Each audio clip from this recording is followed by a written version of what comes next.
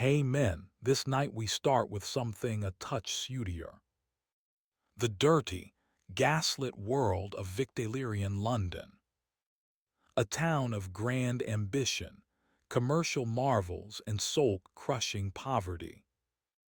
This wasn't the London of Sherlock Holmes or Queen Victoria's palace garden events. This became the London of fog, dust, and foul smells. An area wherein surviving the day turned into a small miracle. So, earlier than you get comfortable, take a second day-to-day like the video and subscribe. However, best in case you honestly experience what I do right here. And permit me understand in the feedback where you are tuning in from and what time it's miles for you. It is always captivating to look who is joining us from round the world. Now dim the lights, perhaps activate a fan for that tender historical past hum. And permits ease in daily this night's journey collectively. You open your eyes, and the first factor you see is your brother's foot. Inches out of your face, grimy and twitching slightly from some horrifying dream.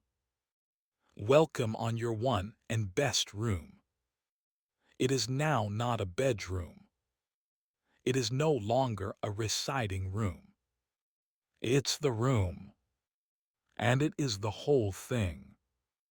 You share it with 6 different souls, 1 bed, 2 chairs with questionable structural integrity, and a rat who has been around goodbye you're thinking about charging him lease. There is no wallpaper, simply patches of wall wherein something was once. The ceiling leaks when it rains, and even when it doesn't, it drips something which you've decided now not day to day. The fireplace is fake. The air is damp. The ground cacks like it is looking to alert you of your own mortality. You're wrapped in a thin wool blanket that hasn't been washed since the Crimean struggle. And the pillow below your head is product of straw, possibly mixed with a person's long-forgotten sock. There's no plumbing. That bucket inside the nook, that's the rest room, tub, and emergency water source, depending at the time of day and degree of desperation. You have found out to respire via your mouth inside the mornings. It helps a chunk. There is one window, if you may name it that. So covered in soot and fog, it in most cases simply allows the sound of cartwheels shouting carriers, and a person aggressively coughing 3 doors down. You try now not every day think about the truth that the window opens one very day an alley wherein the butcher dumps his offcuts, and your neighbor maintains his goat. Each morning begins with a family-wide shuffle. You get dressed beneath blankets daily keep away from the bloodless. You swap spots across the wash basin like it is a game of musical chairs with fewer prizes. And a person constantly knocks over the chamber pot. And yet somehow this room is still domestic. You know which floorboard cacks, which nook drips, and which window pane rattles just before your neighbor yells about his Esdatadalen boots. You recognize the smell, the dust, the unusual experience of belonging. But make no mistake, this room isn't always comfortable. It isn't always lovable.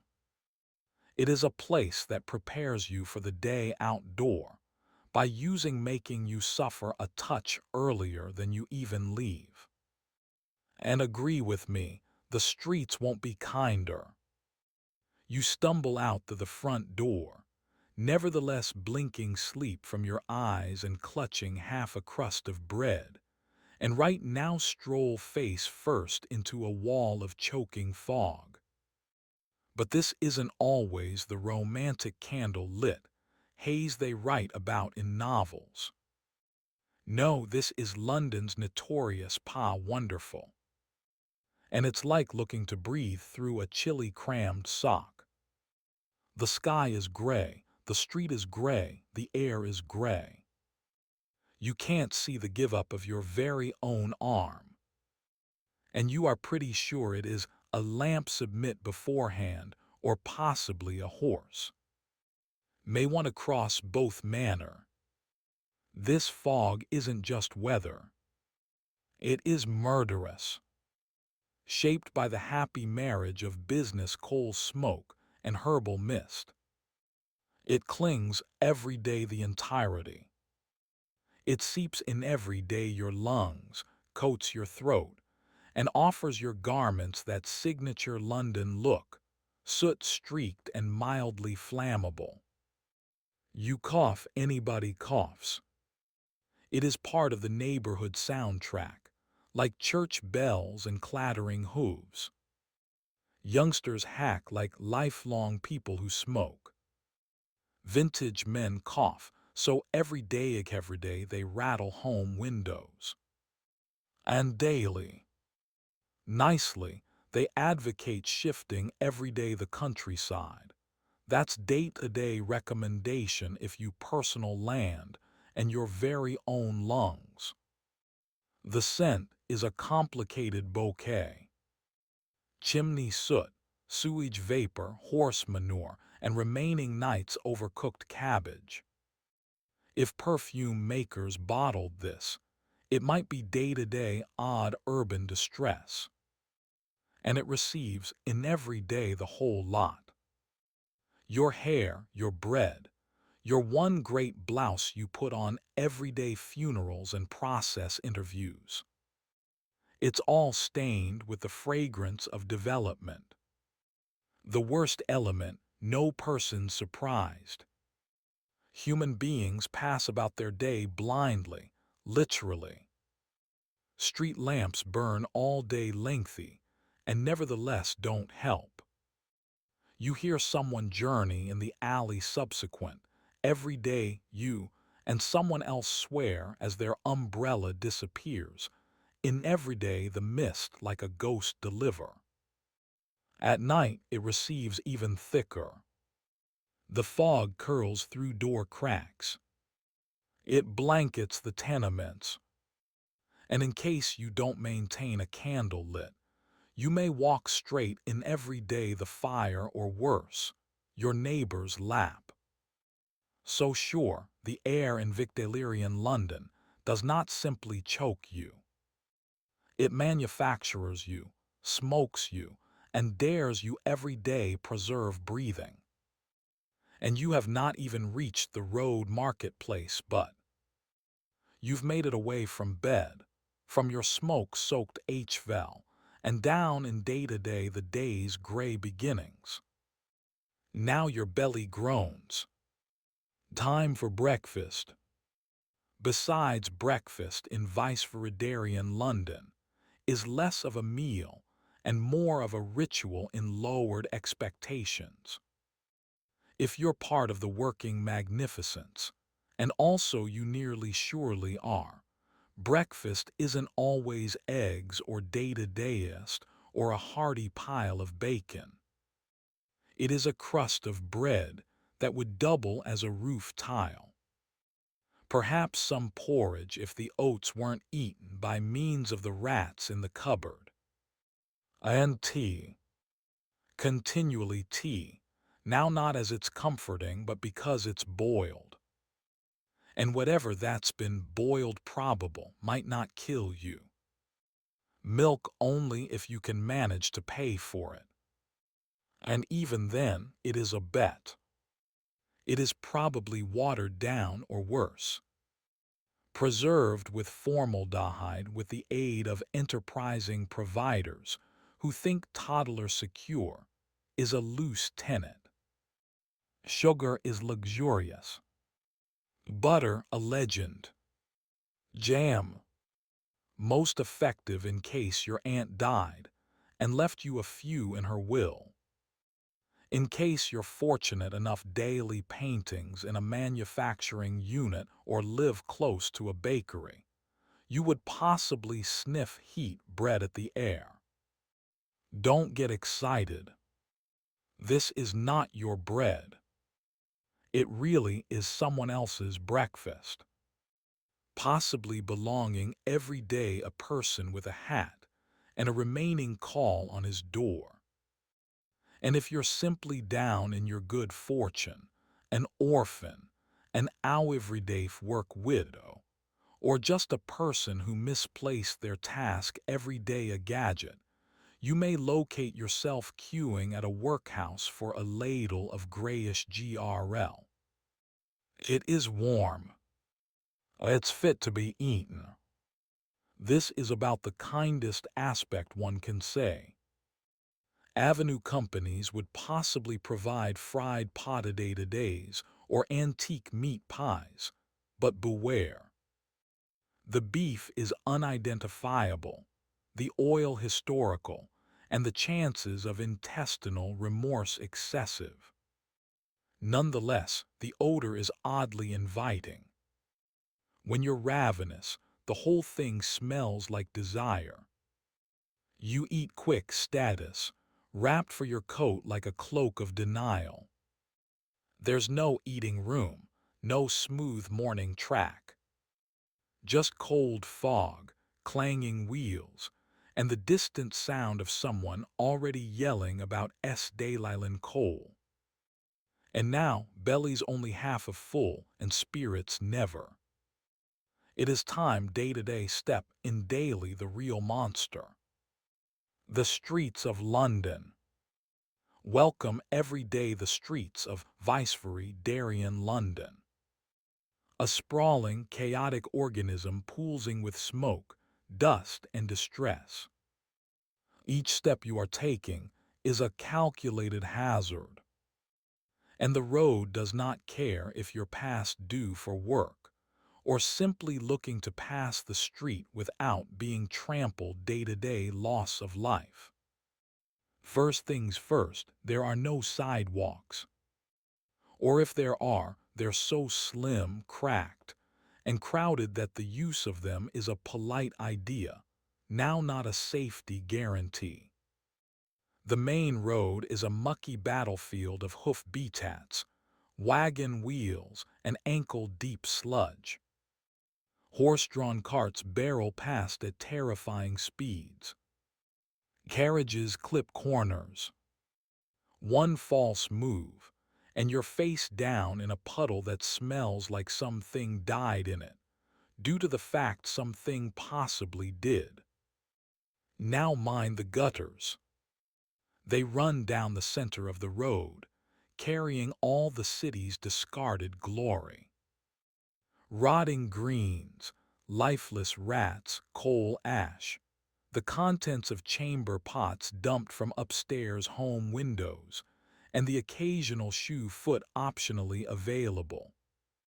Crossing them without slipping requires Olympic stage stability or a day-every-day long stick and no dignity. But it's not just the terrain it's out day-to-day get you.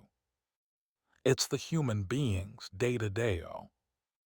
You've got road urchins darting round like caffeinated squirrels, pickpockets brushing against your coat by chance, and providers yelling approximately eels, kippers, or something vaguely everyday meat. All in sundries, yelling all the time approximately everything.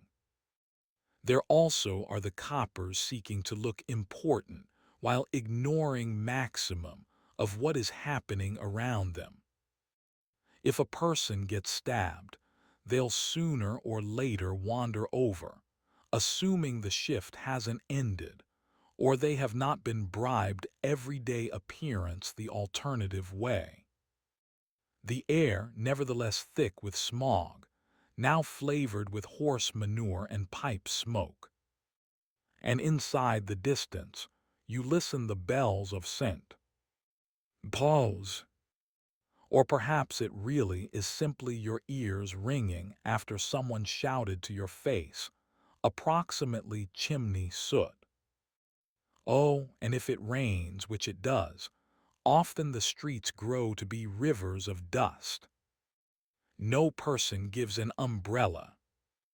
No person even looks amazed. You just pull your coat tighter and trudge through it, hopping your boots do not dissolve. And that is simply your go back and forth. Survive the streets, and you might live every day, find a job, or as a minimum something that can pay sufficient day-to-day, hold bread on the table, and rats off your day-to-day.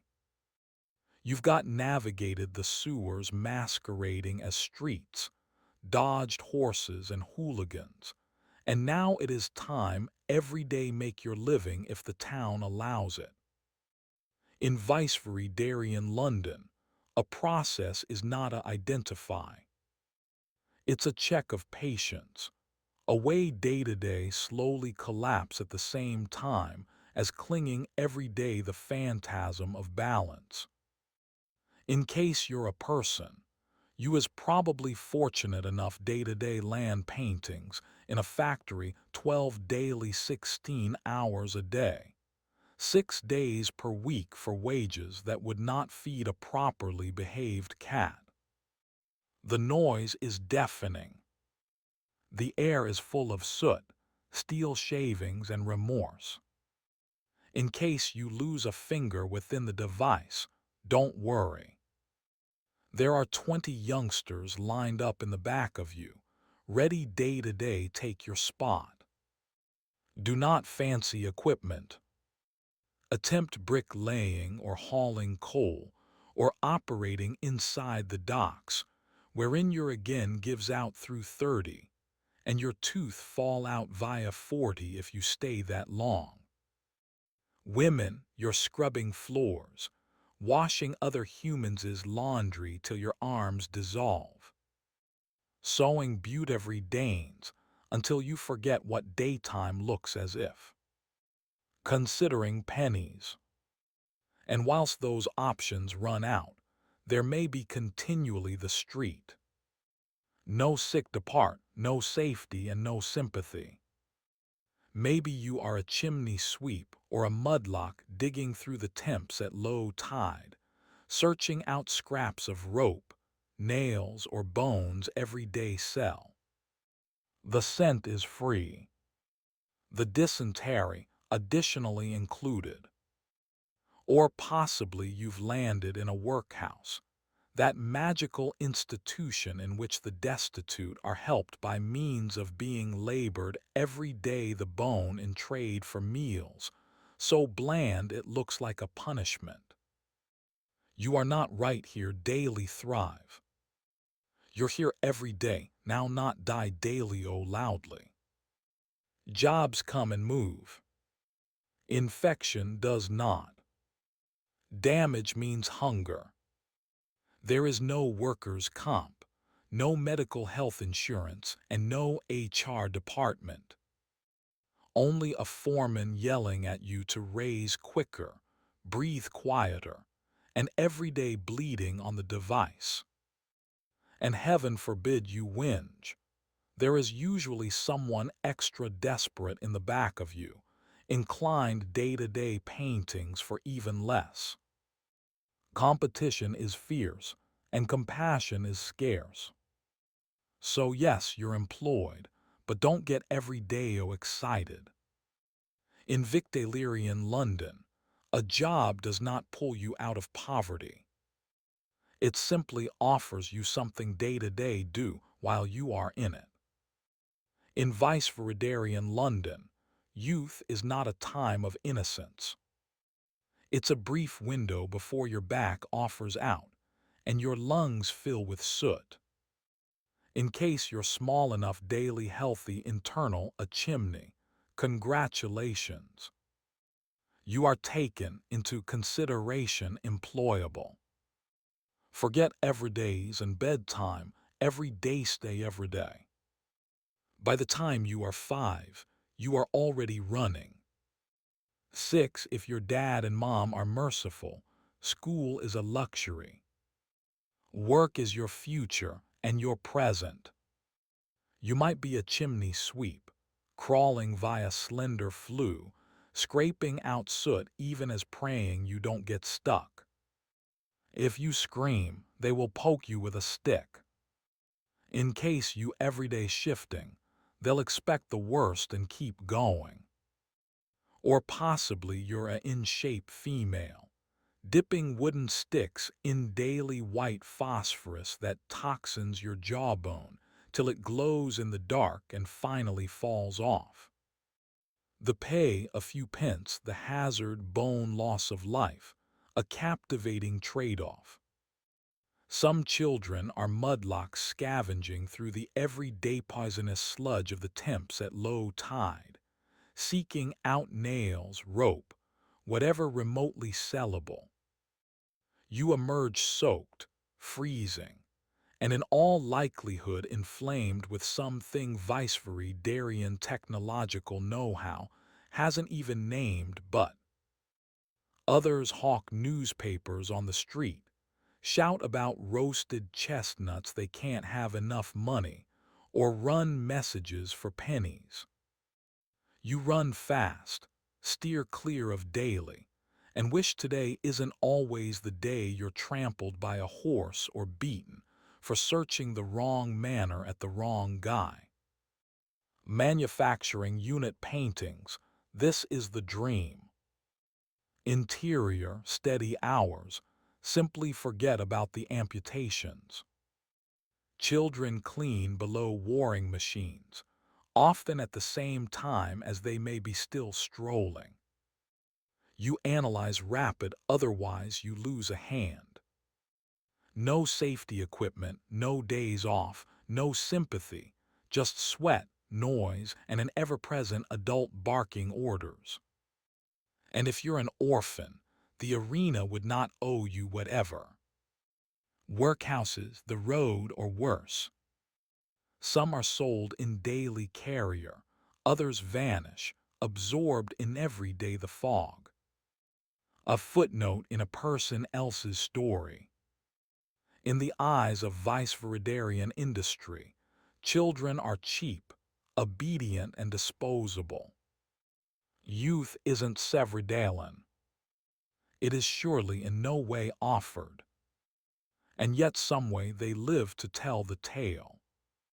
They play with scraps, sing songs in alleys and chuckle. Between shifts, among coughs because they should every day. Because in London, even kids are predicted to hold the load of empire on their tiny, soot-covered shoulders.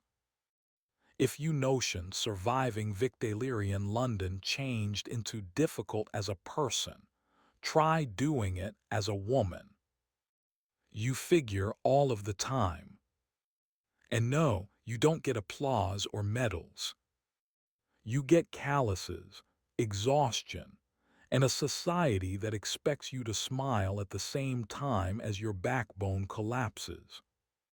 If you're unmarried, you might be a home servant, which means scrubbing floors from sunrise till nightfall, hauling buckets of coal, blacking the fire, ironing till your hands pain, and in no way sitting down unless someone tells you day to day.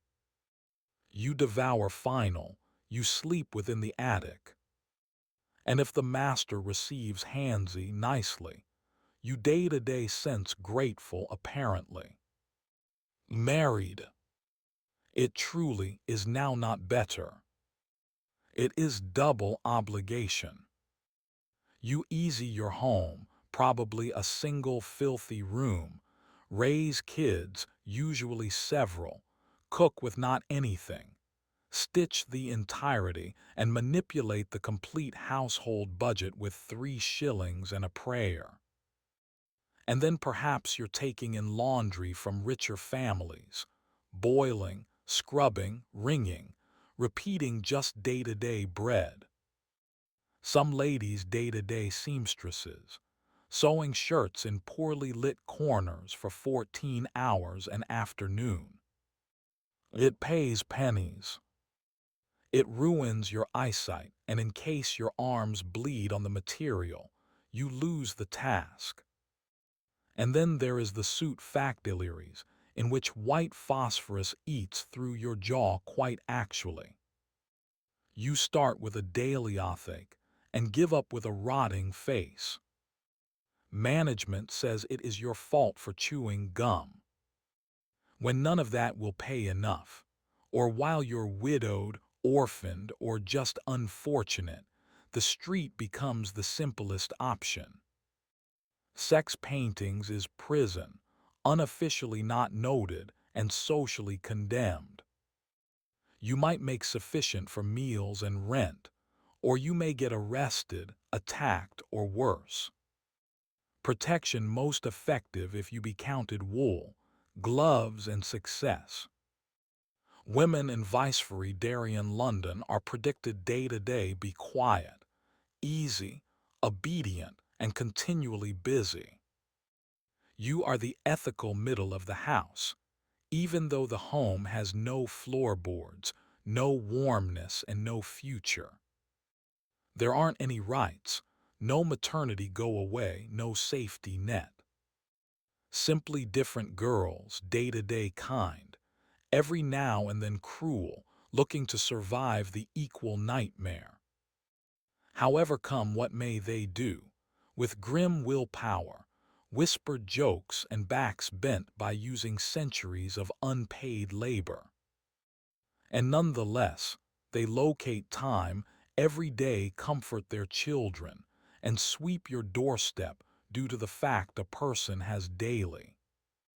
You may have dodged the horses, survived the soot, and even landed a task.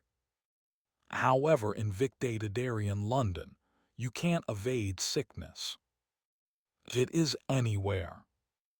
Lurking in the water, the partitions, the air, and pretty probably inside the meat pie you ate for lunch. Infection would not knock. It sits beside you at the tram, sleeps beside you to your tenement, and sneaks in day-to-day your lungs at the same time as you wait in line for bread. Permits begin with the fundamentals. Tuberculosis, or consumption as they refer day every day it because it slowly consumes your lungs, your frame, and your will everyday live. The cough is deep, consistent, and is derived with blood. Everybody knows someone who has it. The general public simply maintain operating till they drop. Then there's cholera, which arrives via your consuming water like a specially merciless marvel. 1 minute you experience excellent, the next you're vomiting, dehydrated, and desperately attempting no longer everyday soil yourself in public. It spreads fast. Entire streets go silent. The nearby pump is chained up daily o late. By using then, the damage is achieved. Typhoid, scarlet fever, diphtheria, or regular daily.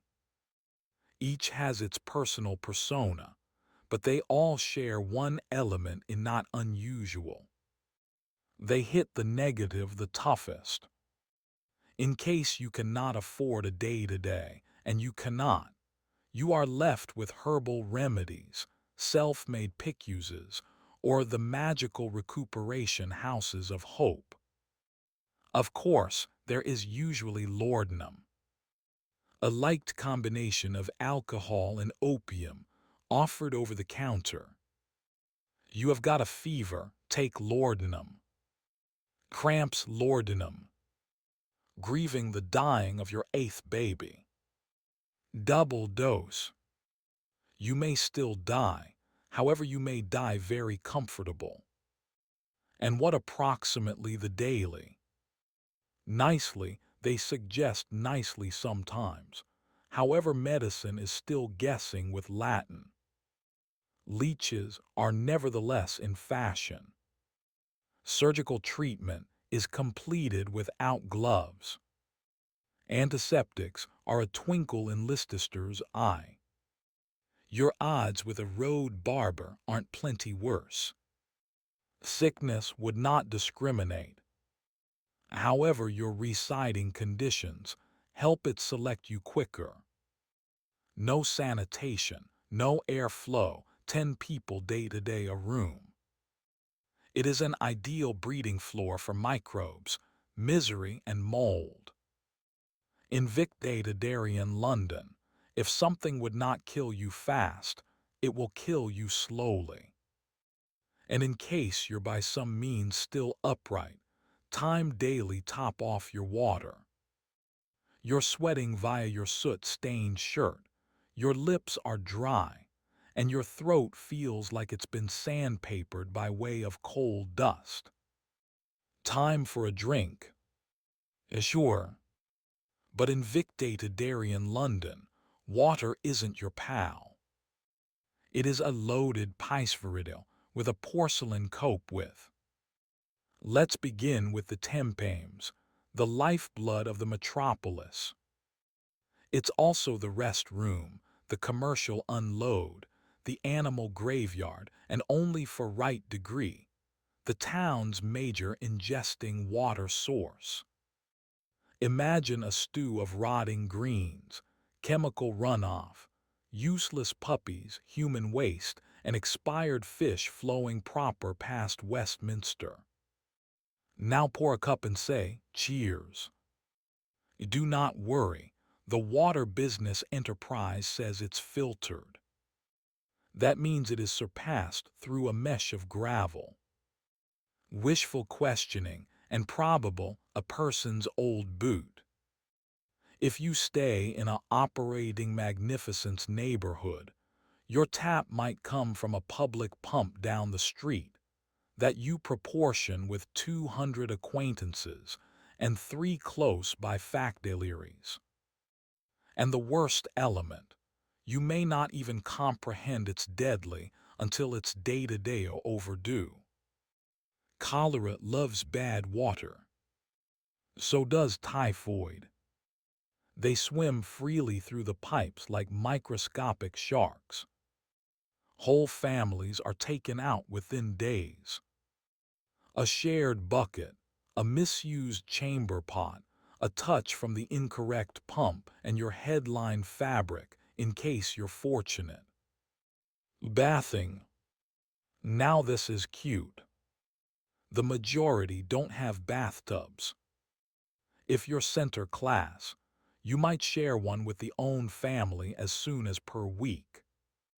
In case you're poor, it is a tin bathtub inside the kitchen once a month, if that. And that identical water might double as laundry rinse, dish water, or an area daily soak your aching daily. Hygiene is creative. The authorities starts off evolved installing sewers finally. Day-to-day the day-to-day stink of 1858, while the smell from the Thames changed into so horrific that Parliament fled the constructing. It daily stench day-to-day make change.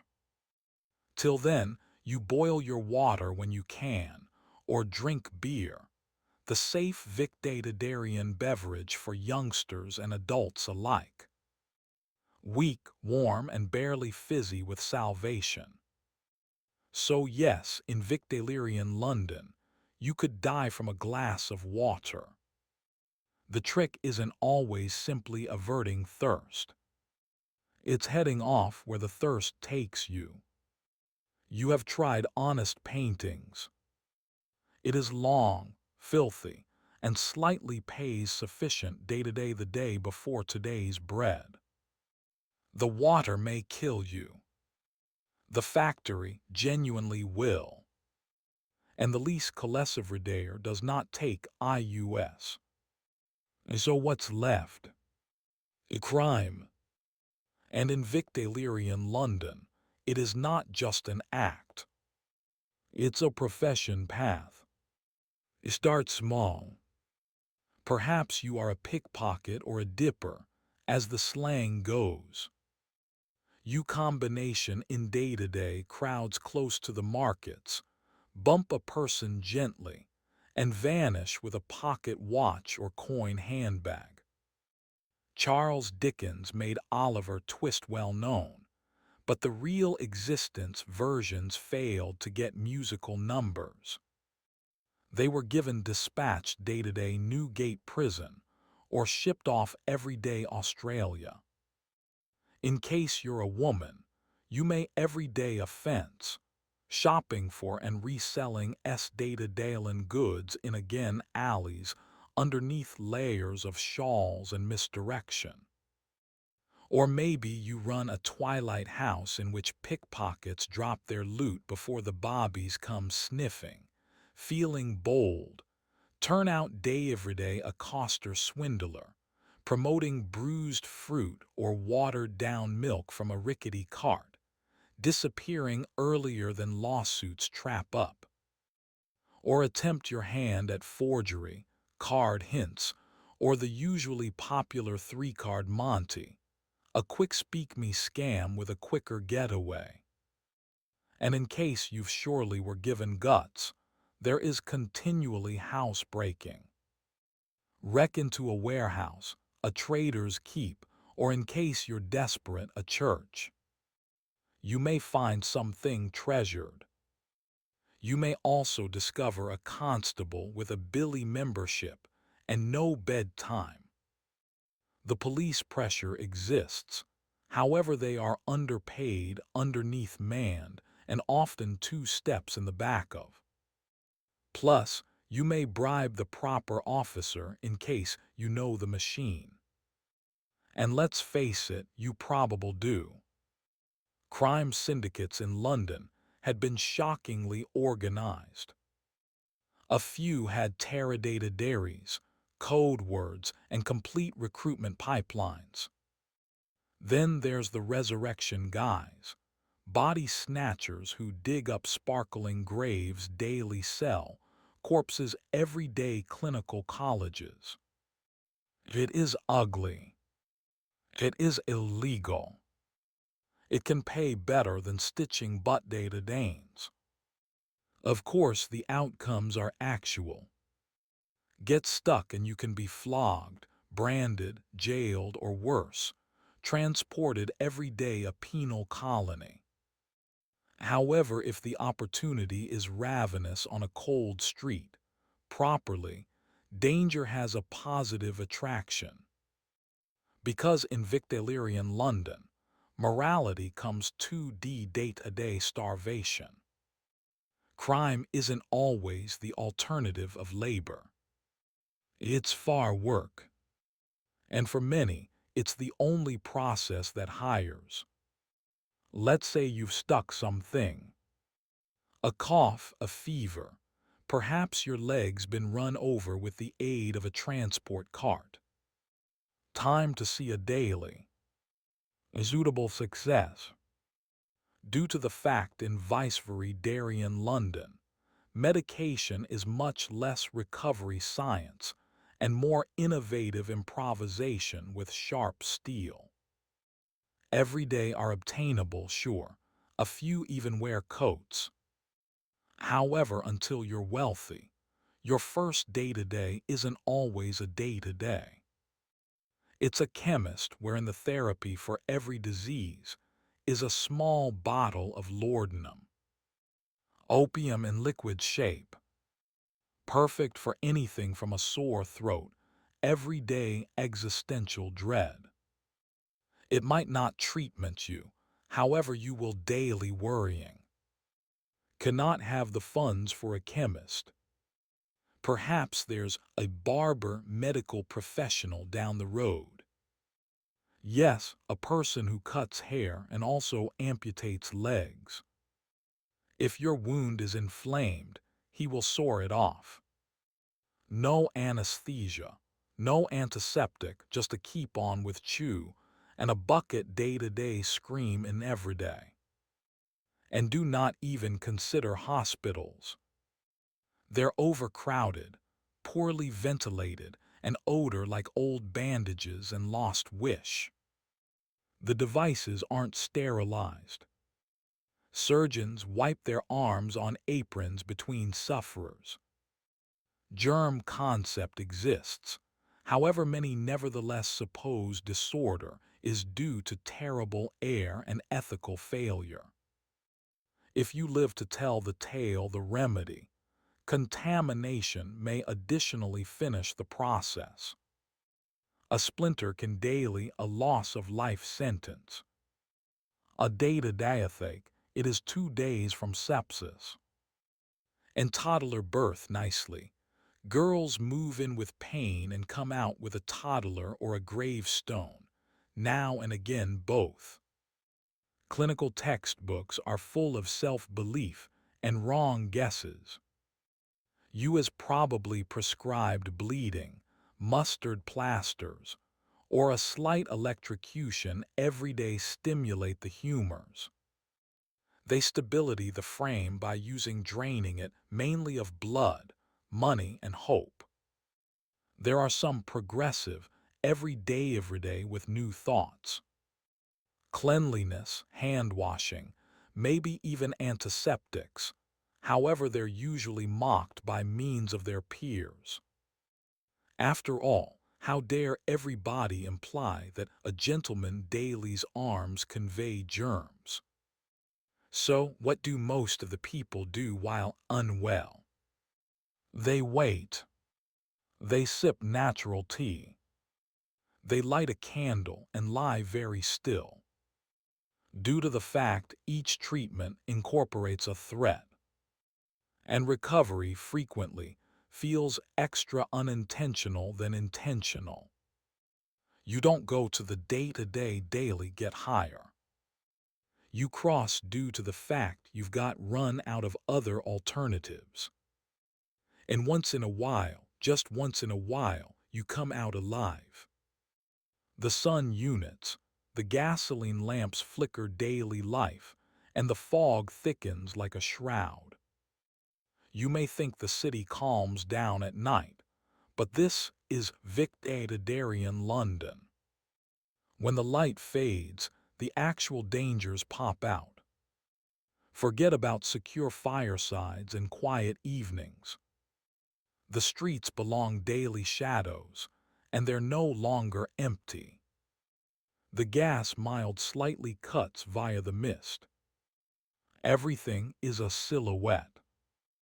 A hunched discern inside the alley, a cloaked shape in the back of a lamp submit, footsteps that echo one beat day-to-day o many. In case you're out by myself, you are both lost or you've run out of better alternatives. The police patrol in pairs, swinging their tuncheons and seeking to look menacing. But even the constables know positive alleys are first class left alone. Criminals personal the night, and most wear footwear softer than a copper's boots. Robbers, cutthroats, and pickpockets thrive after dark. And in case your direction takes you through Whitechapel or Limehouse, you hold your breath and walk quicker. No longer daily ghosts, although the fog does play tricks, but due to the fact someone might be watching. And in 1888, he may have a knife. In case you're a female, the hazard triples. Guys leer from corners. Gives are whispered. Some follow. Others do not bother whispering. The darkness hides the whole thing. Faces, screams, and every so often our bodies. Even in case you stay indoors, you are no longer constantly safe. Tenement buildings creak and groan. Rats scratch behind partitions. Arguments erupt 2 floors down and give up with breaking glass or breaking bones. Day-to-day a person vanishes, and no person asks why. and allows no longer forget about the fires. Chimneys spark as daylives tip. A knocked-over oil lamp ignites a sound asleep mat. No smoke alarms. No fireplace brigade that arrives in mins. Just acquaintances shouting and throwing buckets into a blaze they cannot control. In case you daily task out, you deliver a candle or a lantern, and desire the flame doesn't blow out in the wind or worse, draw attention. Due to the fact in vice-Veridarian London, nighttime is not relaxation, it is hazard.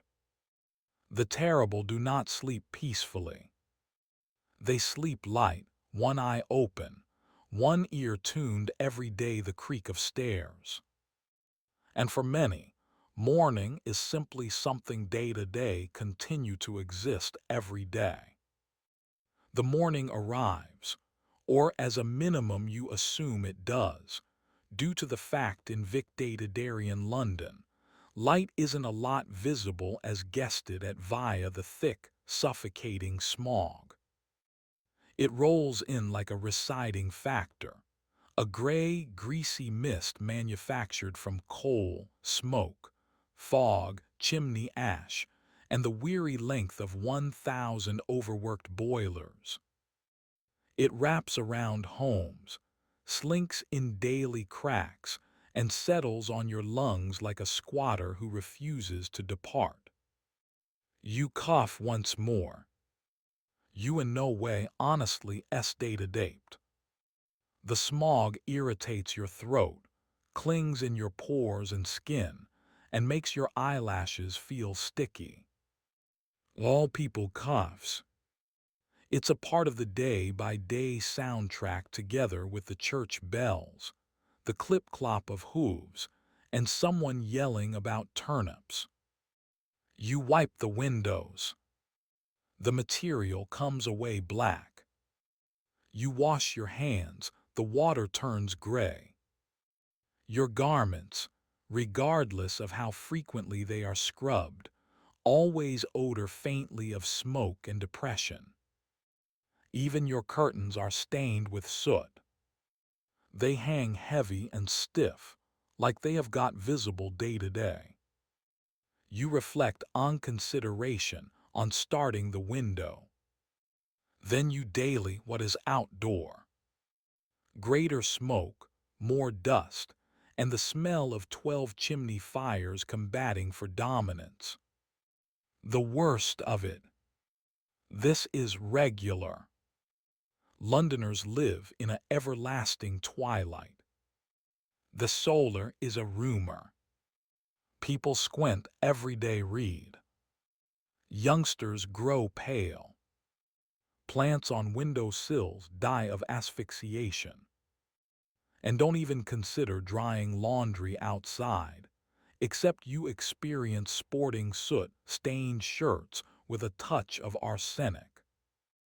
During the infamous exceptional smogs, the air daily so dense that you cannot see your personal every day. People wander away strolling home. Omnibuses crash. Boats collide on the Thames.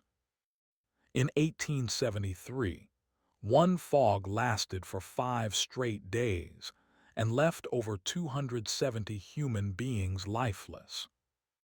The city slightly observed. The negative, of course, get it worse.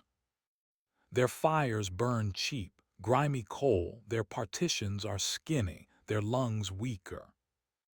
Children we, via winter like antique dogs. If you attain maturity without bronchitis, intake, or mysterious blackened phlegm, you're a miracle. But you go on. You mild the range. You step outside. You not every day flavor the air. Due to the fact in Victorian London, the smog never ends. It just waits for you. You would be forgiven for wondering Victorian London became all soot, illness and screaming. And commonly, you'd be right. But even in the dirtiest corners, underneath the weight of poverty and fog, something human nonetheless glints. Due to the fact kindness, oddly sufficient, survives here every day, although you often day-to-day squint to peer it.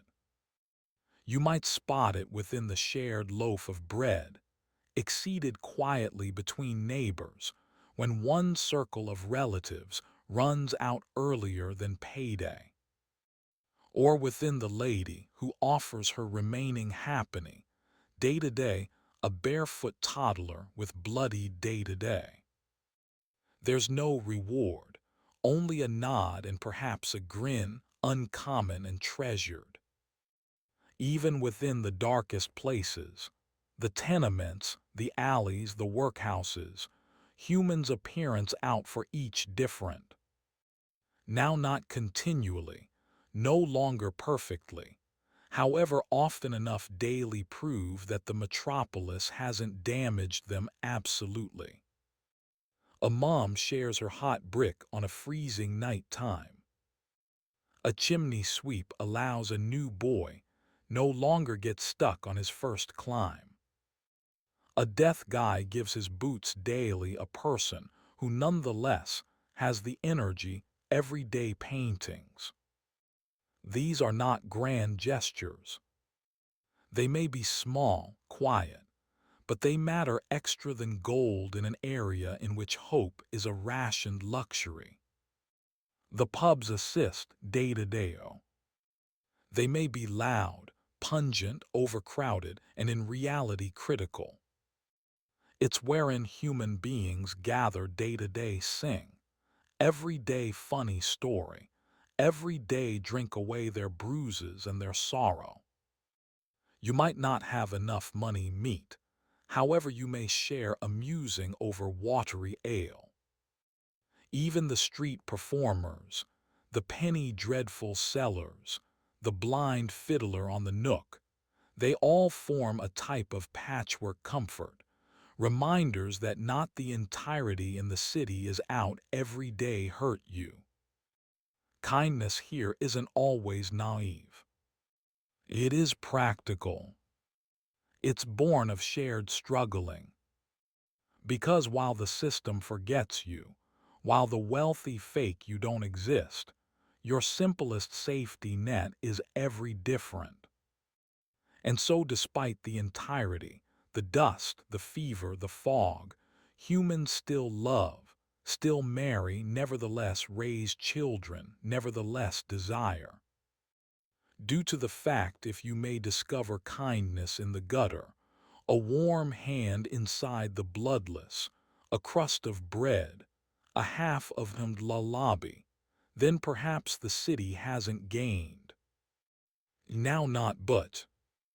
So, after 14 chapters of choking smog, rats within the partitions, day-to-day water, and day-to-day-athless chemists prescribing opium for a damaged leg, ask yourself genuinely, would you live to tell the tale Victorian London? Probably no longer. Permits be clear. This wasn't a metropolis built for comfort. It become built on coal, sweat, and the beaten spines of the operating negative. Each day become a struggle against hunger, towards disease, against landlords, factory foremen, constables, and the regular creeping experience that the world had forgotten you. Current luxuries, soap, antibiotics, light switches did not exist. There were no social protection nets, no everyday health care, no days off. Simply another fog-choked morning in which your aim became simple. Do not die earlier than supper. You'd miss things like lavatories, day-to-day-eth paced faucet water that doesn't day-to-day kill you. You would marvel why everybody stares at you for brushing your tooth, or asking about vegetables. You'll leave out showers. Oh, you'd leave out showers so much. And yet, humans did continue to exist. Some way they continued. Not because they had been superhuman, but because that they had no other preference. They shaped unions. They raised families. They prepared strikes, wrote novels, performed tune on road corners, and clung to wish love it was the closing piece of bread within the pantry. They laughed, yes, even inside the fog. They determined love in crowded slums, sang lullabibs over screaming youngsters, and danced in pubs after 16-hour shifts. They weren't simply sufferers. They were day-to-day, resilient and painfully human. You probable would not ultimate a day. And that is not an insult. It is a reminder. The individuals who did, they carried the weight of an empire on their backs. Frequently barefoot, regularly hungry, and nearly continually omitted. They built the world we now complain about in heated rooms with easy drinking water. So maybe it's that we would not make it, but let's as a minimum consider them. Now not as soot-covered data, however as individuals who survive the not possible each single day. Gorgo became born into a city that didn't simply destroy the policies, it redefined them. Sparta, not like the rest of Greece, wasn't known for golden temples or philosophical debates. It became regarded for warriors. And Gorgo, she become born right at the daily of that brutal food chain. The daughter of King Cleomenes I, one of the two ruling kings of Sparta. From the instant she every day took her first breath, Gorgo's life turned into already political. She wasn't a few decoration, day-to-day, be married off for alliances. In Sparta, girls could very own land, speak in public and be educated, a truth that shocked different Greeks. And Gorgo wasn't just any Spartan female. As the king's best toddler, she turned into expected every day have a look at, study, and someday wield affect in a world dominated with the aid of hoplite shields and sharp spears. As a younger lady, she probably witnessed royal councils in which topics of battle and diplomacy had been debated with blunt urgency, and she or he paid attention. Her father, Clemens, wasn't the maximum strong ruler. In fact, some thought he was absolutely mad by using the stop. But he left Gorgo with an early information of how risky politics may be, and the way sharp the knife fringe of electricity definitely turned into. There's a well-known tale. When she changed into simplest approximately 8 or 9 years old, a overseas ambassador tried daily bribe her father day-to-day support the Persian Empire. Whilst the adults whispered, younger Gorgo stepped forward and boldly warned her father, "Father, you had higher depart or this stranger will corrupt you." That wasn't simply precocious. It became fearless. Her father listened, and the man became thrown out of Sparta. The lesson, Gorgo had teeth, and those found out early no longer daily underestimate them. So earlier than she turned into even of marriageable age, Gorgo changed into already showing every dames of political brilliance and steel-edged judgment. She wasn't just royalty by means of blood. She became royalty with the aid of behavior. And in a society that in demand area, readability and brutal honesty, Gorgo thrived. Her future became already in movement, no longer as a passive queen in a gilded palace, however as a Spartan lioness, equipped every day guard her people, and if needed, communicate louder than the kings themselves. Gorgo's marriage daily King Leonides changed into no longer a tale of courtly romance or opulent weddings. This was Sparta, where practicality reigned and weak spot changed into despised. Leonides wasn't simply any Spartan man. He was a warrior through, and through acknowledged more for his silence and scars than for appeal or poetry. However, Gorgo was not seeking out poetry. She was seeking out energy and a partner. Through marrying Leonidas, she became queen. But unlike queens some other place in Greece, Gorgo did not fade in everyday the heritage. There had been no secluded women's quarters for her, no limitless weaving by candle light. Spartan queens had been expected daily, every day indoors, to face beside their kings as highbrow equals. And Leonides knew precisely who he had married. Gorgo became clever, fiercely loyal everyday Sparta, and entirely unafraid every day her mind, even daily him.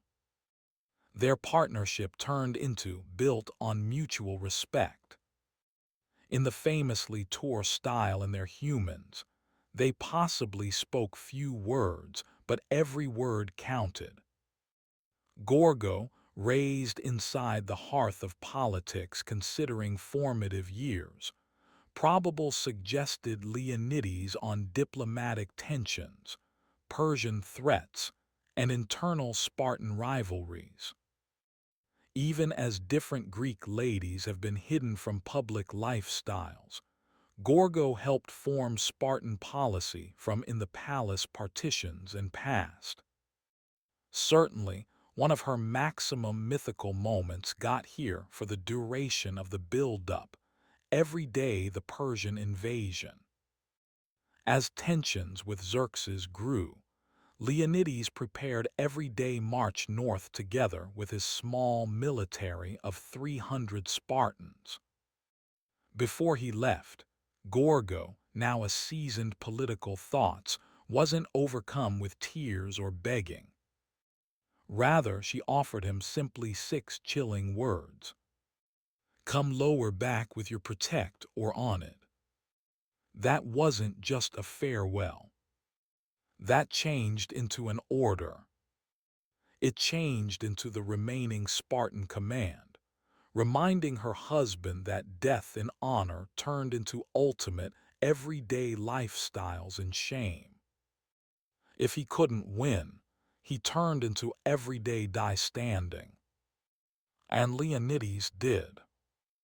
On the Maupali, he and his 300 fell day-to-day the ultimate guy, buying valuable time for Greece day-to-day rally. His loss of life might echo via daily, however Gorgo's phrases would echo louder. She didn't just ship her husband off every day die. She helped forge the parable of Thermopylae itself. Even as Leonides died a hero, Gorgo lived every day defend the legacy, and perhaps every day shape the empire his sacrifice tried day-to-day shop. After Leonides' loss of life at Thermopylae, many queens could have slipped quietly in everyday mourning, perhaps disappearing from the public eye. Now not Gorgo. In fact, her influence handiest grew stronger. She had day-to-day more than just a widow. She became now the reciting symbol of Spartan resilience.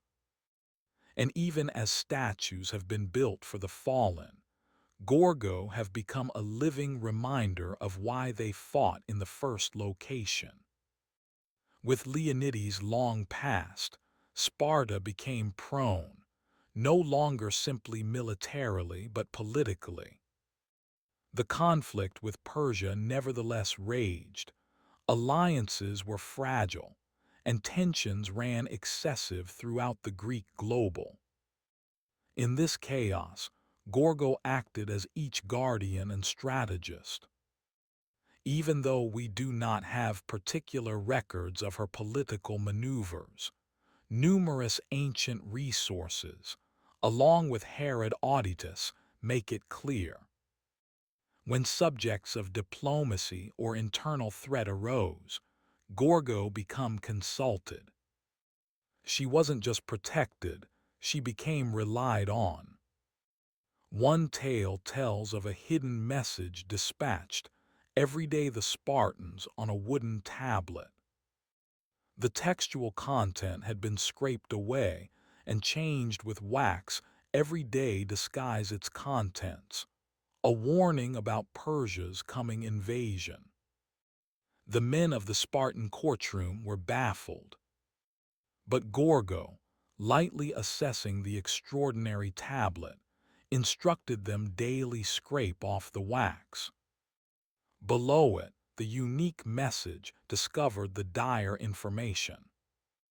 Gorgo had solved a diplomatic riddle that might have valued Sparta everything. Her perception, in all likelihood, stored thousands of lives. But Gorgo's genius wasn't simply in puzzles. She undersevered the delicate net of alliances that held the Greek city-states together, and the danger that Persian gold posed daily. Even as Athens and different cities had been no everdariously susceptible to everyday bribes, Gorgo's sharp caution from youth still carried out. Watch out for gift that's susceptible of corruption. She recommended a stance of uncompromising honor, even when it became politically volatile. And the Spartans listened. Due to the fact whilst Gorgo spoke, it wasn't with the softness expected of girls in most of the historic global. It became with the precision of a soldier and the readability of a strategist. She knew what turned into at stake. No longer just Sparta's land, however its very soul. Even in grief, Gorgo remained unshaken. The protect Leonidas carried in daily struggle might also have been lost. However, Gorgo became something extra. The thoughts that could bring Sparta through its darkest days. To apprehend Gorgo's significance, daily apprehend what it meant every day be a female in Sparta, and how Gorgo dailyoc that already rare privilege, and amplified it in daily something almost mythical. Spartan women have been not like any other within the ancient international. While Athenian girls were limited every day the house, barred from politics and slightly knowledgeable, Spartan ladies were trained daily be physically sturdy, mentally sharp, and socially assertive. This wasn't just cultural flair. It became survival approach. Spartans believed that sturdy women produced robust sons. So women ran, wrestled, and educated along boys of their young people. They were expected daily be healthful, confident, and unafraid everyday blunt truths. But Gorgo wasn't simply one of many daily Spartan women. She changed into the best instance of what Spartan womanhood may be. She became recognized now not only for her information, however for her razor-sharp wit. There is a well-known anecdote in which a overseas female asked her, "Why are you Spartan girls the best ones who rule your men?" Gorgo failed to hesitate. She shot lower back. "Because we are the most effective ladies who give start everyday guys." That line wasn't simply smart. It became pure Sparta. It signaled a tradition where girl power changed into visible as important, now not ornamental. In Gorgo's International, motherhood wasn't a passive function. It changed into a political one. To raise a Spartan son was every day educate a future warrior.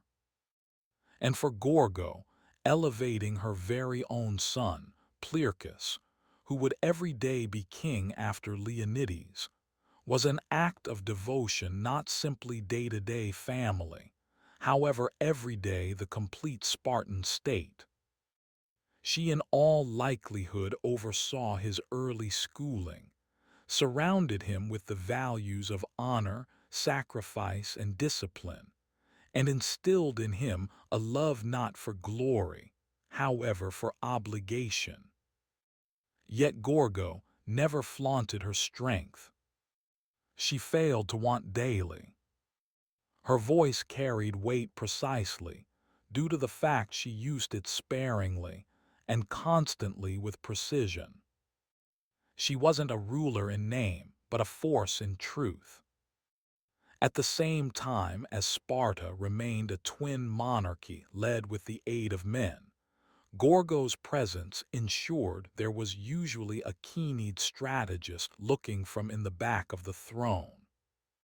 In many approaches, she was the unstated lore of Sparta, upholding its beliefs, pushing its leaders, and polishing its backbone. Gorgo didn't simply redefine what it supposed every day be a queen. She redefined what it supposed daily be a Spartan.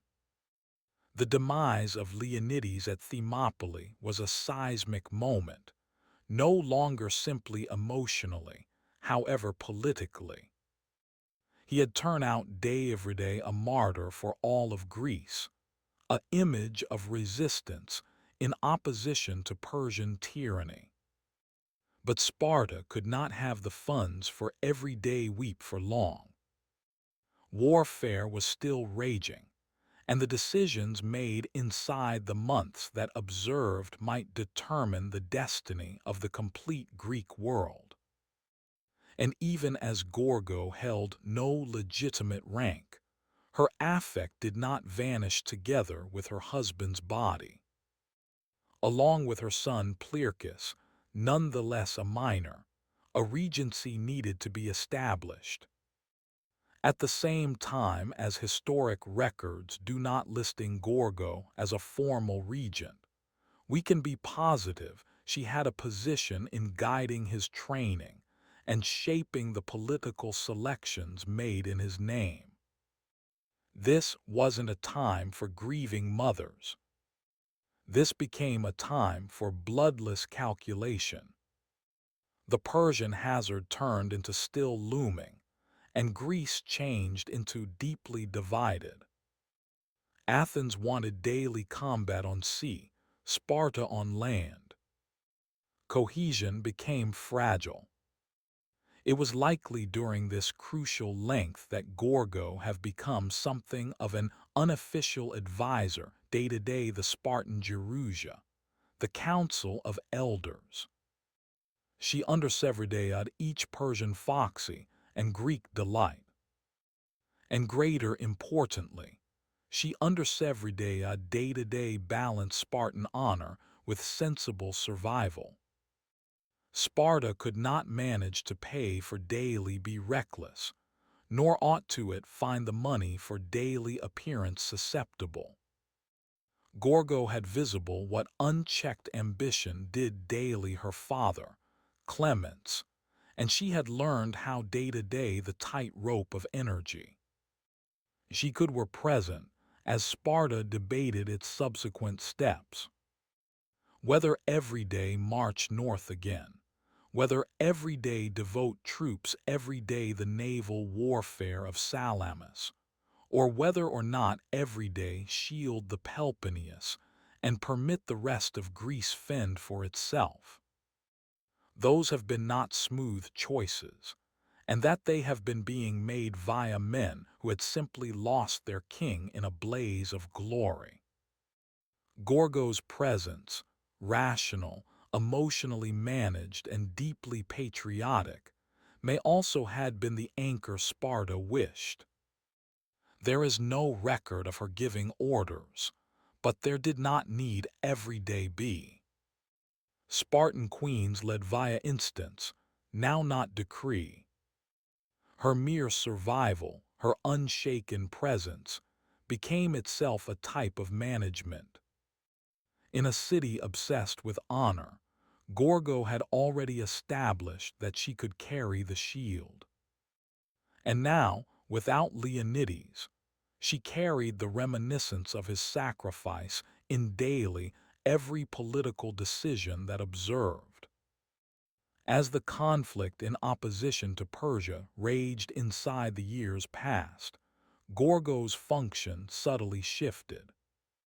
From queen consort, everyday queen mother, from political influencer, daily parent of legacy. But she become by no means a relic of a past generation.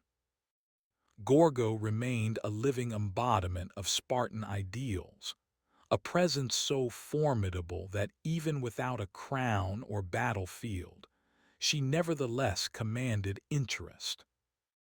Her son, Plearchus, subsequently Deidadeoc the throne. However, he was now not the form of king his father have been. Quiet, less recognized, and largely absent from navy glory, Plearchus ruled within the long shadow cast via Leonidas.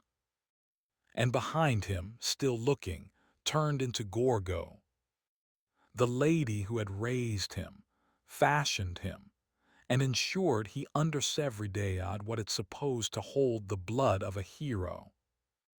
However, what made Gorgo supereveryday wasn't simply her connection to two kings.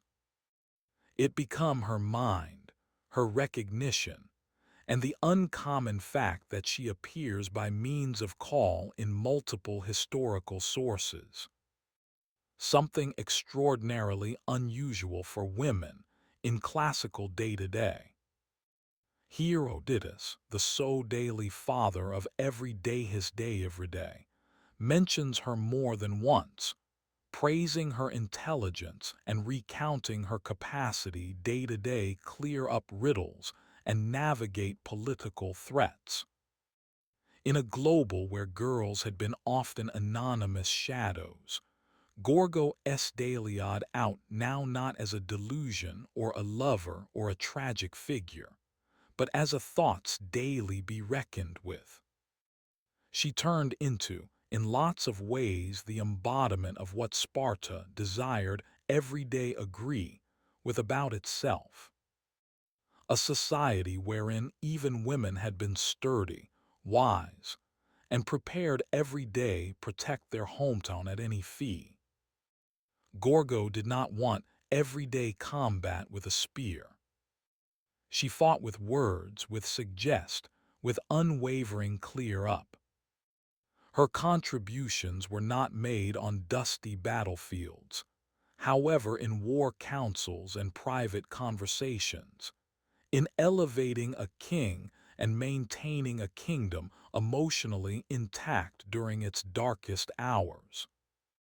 Even centuries later, her call remains one of the few historic Spartan women preserved by using daily. Now not because she changed into a queen, but due to the fact she turned into not possible everyday neglect. In an age when the achievements of girls were without difficulty erased, Gorgo's mind, sharp dailing, and political bravery left a mark everyday deep to wash away. She didn't inherit greatness. She carved her personal model of it.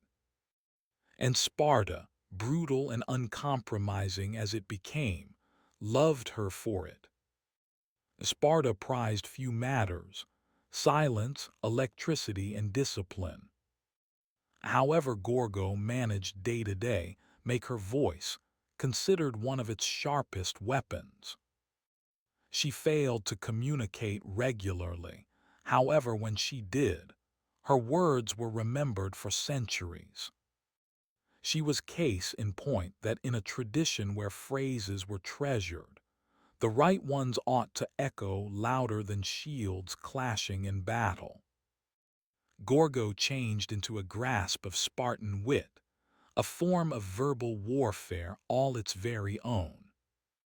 She didn't use metaphors or flowery speeches. She used the fact delivered like a knife daily, the coronary heart of pretense.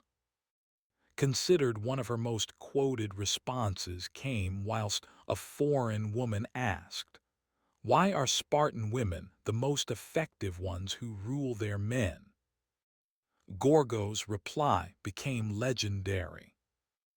Due to the fact we're the simplest girls who supply birth day-to-day men. The line wasn't only a jab. It changed into a manifest every day. In 6 phrases, she summarized the complete Spartan worldview and girl empowerment the way best a Spartan could with blunt, blistering delight. She used language like a widespread uses approaches. When she uncovered the bribe daily her father as a toddler, she did not stammer or plead. She issued a warning. While Persian messages got here hidden in wax, she supplied the answer without hesitation. Gorgo did not simply talk. She strategized via phrases. And Sparta listened. In a male-dominated society built around the sword, Gorgo showed that intellect can be a battlefield, Delio. Her statements have the rhythm of command and the readability of someone who understated Dayad energy, no longer as ornamentation, but as obligation. She failed to want everyday scream day-to-day be heard. She made each word a dagger. And what made her phrases so devastating became that they have been always anchored in reality. She didn't bluff. She didn't flatter. Gorgo knew exactly what changed into predicted of her. As a queen, as a Spartan, as a lady who had seen kings fall and wars ignite, she met those expectancies head-on, not with emotional outbursts, however with calculated, unforgettable replies. Her voice became her weapon. Her intellect turned into her armor. And even as many queens are remembered for his or her tears or their splendor, Gorgo became remembered for what she stated, and for by no means saying whatever she did not mean. In Sparta, that became the highest shape of appreciate each person ought to earn. Gorgo's later years have been spent in a town that never softened. Not like different Greek polis that developed in day-to-day cultural facilities, Sparta refused every day compromise its militaristic identity. It remained rigid, proud, and dangerously insular. And Gorgo nonetheless stayed as tall amidst its Sevri Dane and bronze, witnessed the long outcomes of Leonidas' sacrifice, no longer best for Sparta, however for Greece itself. The Persians were finally repelled. Yes, however Victorian came at a fee. Sparta emerged from the Persian wars with enormous prestige, hailed as the Praetesevri Daer of Greek freedom. But with honor got here contention. Athens, fueled by way of democracy and ambition, grew in wealth and influence, slowly drifting from best friend everyday adversary. Tensions simmered and a brand new typhoon changed into brewing, the Peloponnesian struggle. It changed into a struggle that would define the following generation of Spartans, together with Gorgo's personal son. If Gorgo saw the writing at the wall, she possibly identified that Sparta's strict ideals, as soon as its greatest electricity, had been now becoming boundaries. Whilst Athens tailored and innovated, Sparta remained unmoved. The equal navy codes that, after made Sparta invincible, also made it rigid. However Gorgo, ever pragmatic, possibly conventional this truth, with the equal steely readability she had shown all her life. She had lived through more than one form of war. Not simply those with spears and arrows, but wars of diplomacy, of shifting alliances, of internal unrest. By using now, Gorgo had probably day-to-day a dwelling relic within the high-quality experience of the phrase. A hyperlink daily Leonides, a image of what Sparta once became, and a reminder of what it would daily once more if it stayed proper every day its middle, without losing its thoughts everyday arrogance. No file survived describing her very last days, but there is no purpose everyday trust she met them with something less than calm solve. She had already executed extra than most girls and most men of her time. She had dominated without ruling, fought without a sword, and fashioned a city that failed to even permit its kings every day take pleasure in softness. If Gorgo mourned, she did so privately. If she was hopping for the future, she stored it day to day herself. Because in Sparta, emotions had been now not for show. Legacy turned into, and hers turned into already secured in bronze and blood. Gorgo of Sparta did not need marble statues or epic poems daily be remembered. Her legacy changed into etched in something a long way stronger. The collective memory of a city built on area, honor, and defiance. In contrast to other queens whose every day had been wrapped in tragedy or romance, Gorgo's story is certainly one of sharp mind, political savvy, and enduring pride.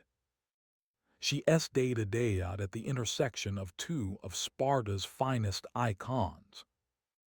Daughter of King Cleomes, spouse of King Leonidas. But she turned into by no means overshadowed by either. She wasn't a footnote in their tales. She changed into a bankruptcy all her own. Histadarians and pupils, nevertheless, wonder at how often her call seems in the writings of Herodotus. Now not as a passive royal, but as a decisive discern. In a world that almost in no way recorded the names of women, Gorgo cut through the silence like a spear via a defend. What makes her legacy even extra profound is that she by no means held legitimate energy. She didn't command armies or sit on the throne.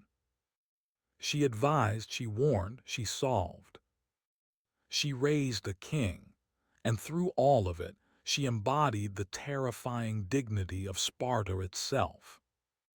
A town that selected demise over shame, silence over boasting, and motion over lyric. Her most quoted words, "Come again together with your defend or on it," are more than a farewell. They may be a philosophy, a distilled version of the Spartan code. And though they've been repeated, repainted, and even repurposed in modern times, they still bring the bloodless hearth of their original context. A queen sending her husband daily his loss of life, not with tears, however with a command daily uphold honor. Today, Gorgo stands a few of the rare few historic girls who are remembered no longer due to the fact they were tragic, beautiful, or scandalous, but because they were reputable. She shattered expectancies in a society already infamous for doing the identical. Her mind turned into so mentioned, her voice so reputable that she have become woven in every day the material of Sparta's identification. She may additionally have lived over 2,000 years in the past. However, Gorgo stays a determinant of relevance. For each girl underestimated, for every strategist who works behind the scenes, for each voice that refuses everyday whisper, she is an undying reminder. Electricity is not loud, and energy doesn't continually put on a crown. In the coronary heart of Jordan's sun-bleached deserts, in which the horizon seems to soften in day-to-day the sky and silence reigns over the sands, stand the remains of a forgotten royal ambition. The desert castles. These haunting systems, scattered throughout the desolate panorama, seem almost like hallucinations. Grand facades rising out of the emptiness, entire with domed roofs, adorned arches, and faint traces of lengthy diminished fresco. They may be stunning, mysterious, and isolated, and that they've at a loss for words Hysveridarians for centuries. Constructed for the duration of the Umayyad Caliphate within the 7th and 8th centuries, those castles weren't built every day repel armies or protect change routes. They weren't fortresses within the conventional feel. Rather, they were expensive retreats, seasonal houses, pride palaces, and searching resorts for the Umayyad elite. Kings, princes, and excessive-ranking officials used those areas as getaways from the politics of Damascus, the capital of the Islamic International on the time. And in place of hide from the harshness of the wilderness, they embraced it. However, why build such lavish structures in such far-flung and unforgiving locations? Part of the solution lies within the symbolism. The Umayyads were asserting manipulate no longer simply over land, but over nature itself, by erecting those palaces inside the desert. They had been sending a message, even in the most harsh situations. Their strength, culture, and class would flourish. Those homes were monuments everyday Umayyad authority, artistry, and self-belief. There may be additionally a sensible layer.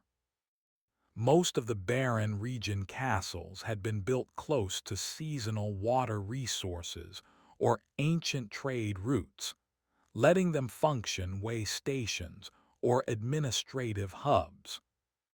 Yet, notwithstanding their application, the structure and ornament recommend something deeper. These have been locations of beauty and entertainment. The partitions as soon as shimmered with fresco depicting animals, musicians, and even Byzantine fashion nudes, a surprising sight in early Islamic art.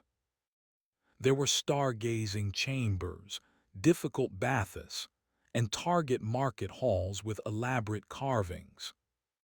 These days, A number of the wasteland castles lie in ruins, in part buried with the aid of the sand they as soon as defied.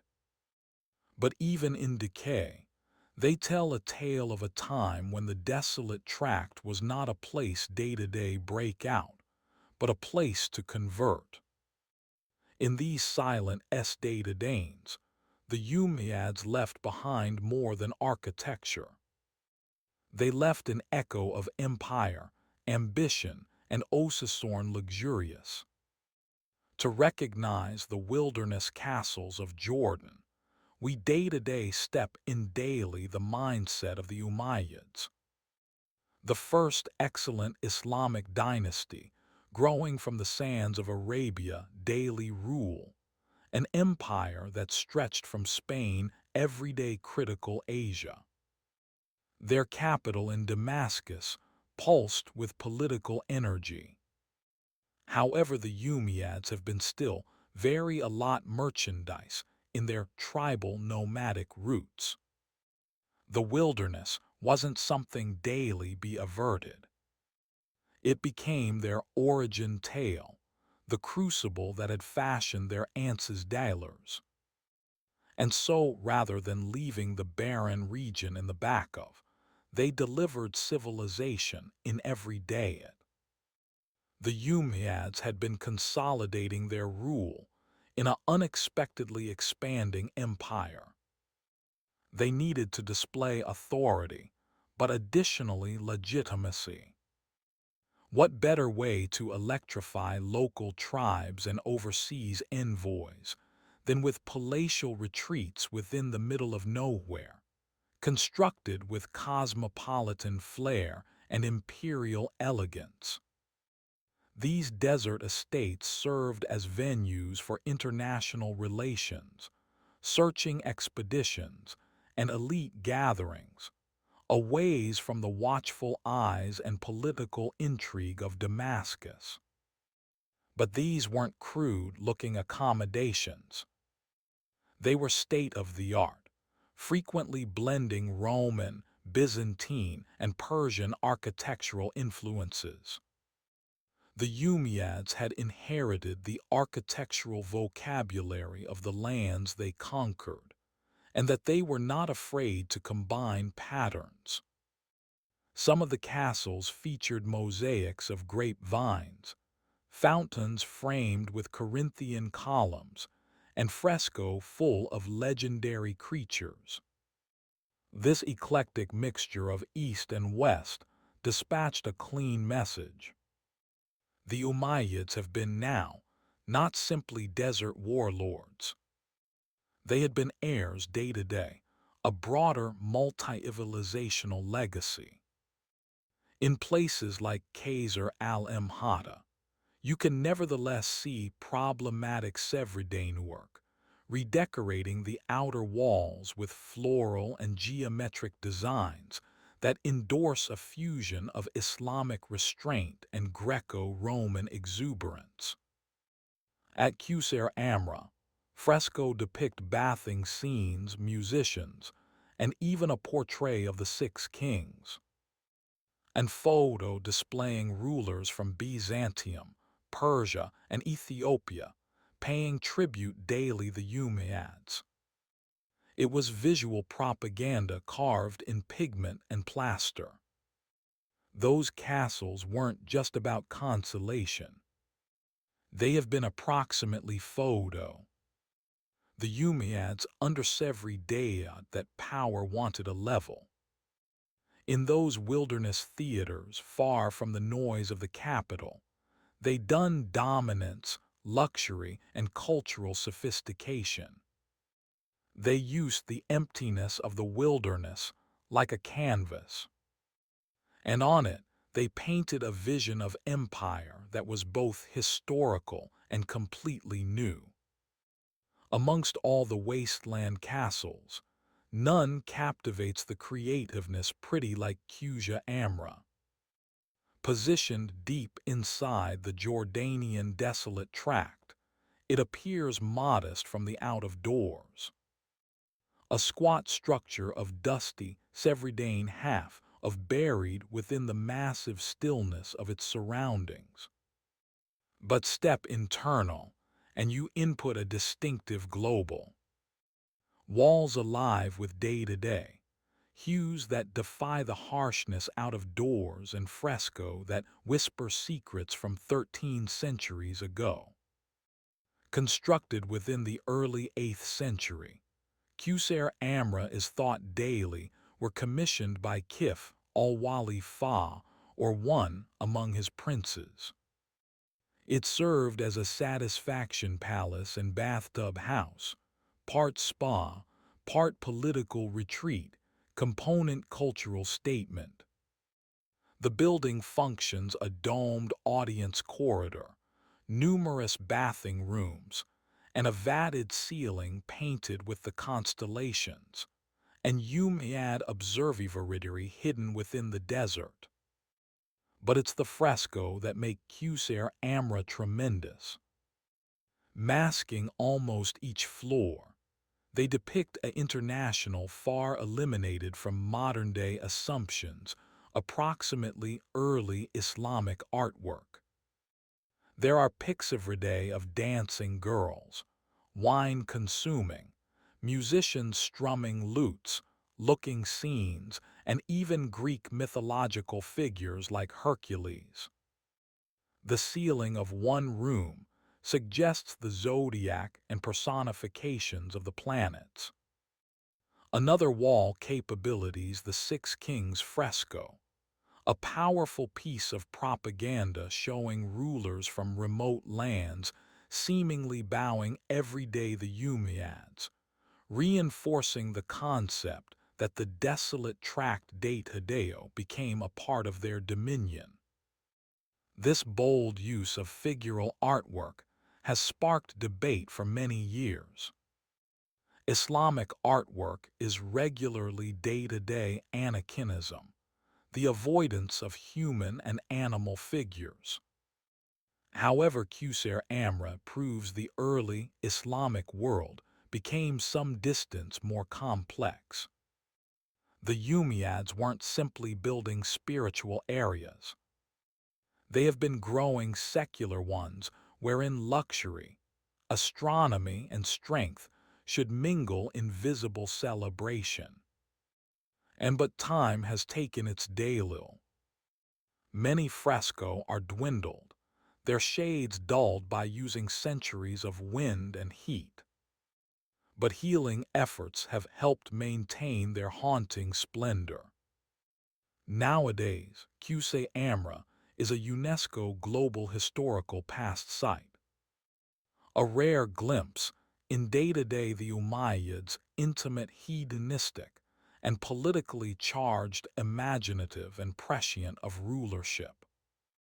Inside the center of a dry, empty undeniable, Qusar Amra nonetheless whispers of courtly songs, hot baths and starry ceilings. It isn't always just a constructing. It is a barren region dream, painted in defiance of time.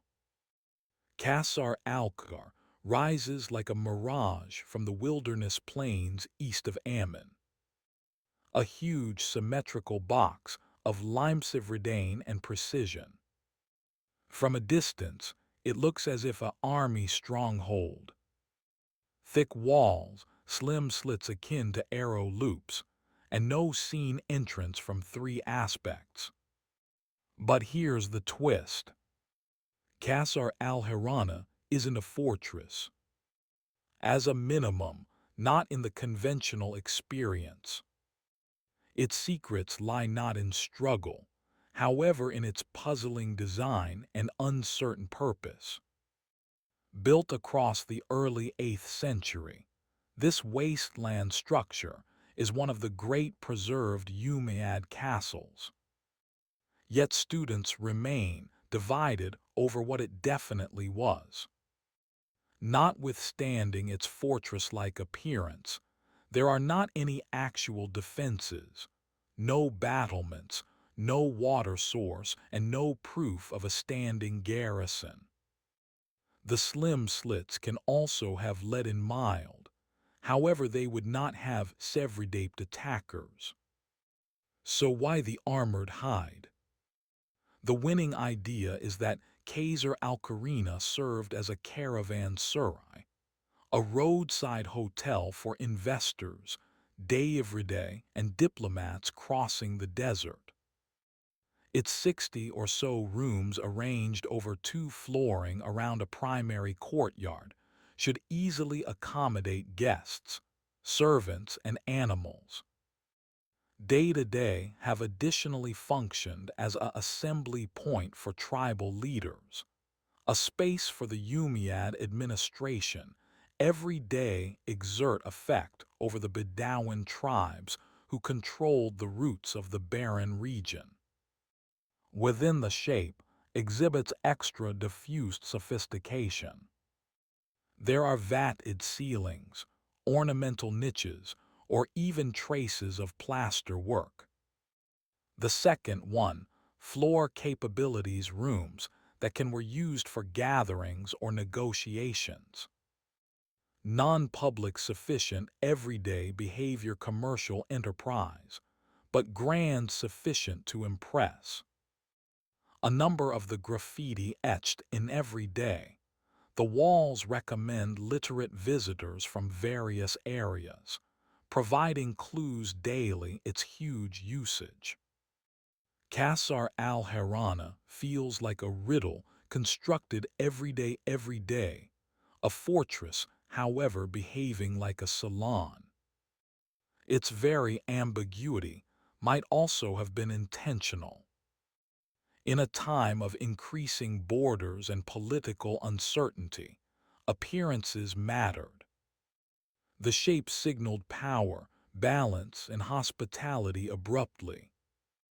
Today, every day can walk via its echoing corridors, peer out through the slim home windows, and believe what deals, arguments, and alliances as soon as echoed inside. It is a fortress of shadows and subtlety. More diplomatic chessboard than battlefield.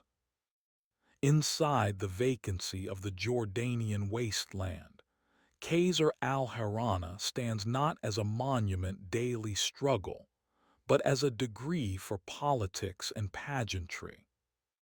Qasr al-Mashhada can be ruined today, but even in its fragmented nation, it dazzles with ambition. Placed simply south of Ammon, this Umayyad palace was in no way completely completed. But its unfinished bones nonetheless whisper of imperial dreams. Amongst all of the desert castles, Qasr al-Mashhada is possibly the most architecturally intricate, and its surviving facade is one of the finest examples of early Islamic day-to-day work in existence. What straightaway strikes day-to-day and his delirians is the everyday notch Sevridane comfort that when embellished its southern facade. Carved with geometric styles, floral motifs, and stylized animals, the wall is a stunning fusion of Byzantine, Sasanian, and early Islamic creative traditions. It's a visible manifestation of the Umayyad identity, powerful, cultured, and along with the civilizations it had conquered or inherited. Mockingly, lots of the facade isn't always in Jordan anymore. In the early 20th century, the Ottoman Sultan proficient a part of it day-to-day the German Kaiser.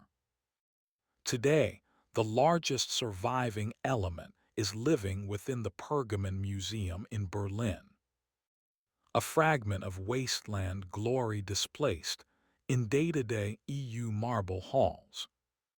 But even without it, the ruins at Mhata stay extraordinary. You can nonetheless see the cautiously organized foundations, the outlines of a grand courtyard, and tips of the richly ornamented front hall. So what was Qasr al-Mashhada, supposed day-to-day be. Most students trust it was meant as a iciness palace, no longer only a retreat, however a royal statement.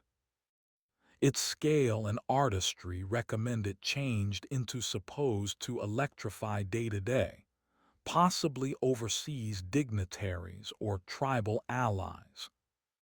The palace could have featured target audience halls, personal quarters, courtyards, or even a mosque, all a part of a self-contained oasis of electricity in the barren region. However, then construction unexpectedly developed. A few say the dying of Kaif al-Wali II, who commissioned it, brought about its abandonment. Others point daily structural troubles or moving political priorities. Regardless of the cause, Mashhada was left incomplete, its imaginative and prescient frozen mid-dream. But the damage still commands appreciate. Even unfinished, Qasr Mashhada tells a clean story. The Umayyads were not simply warriors or rulers.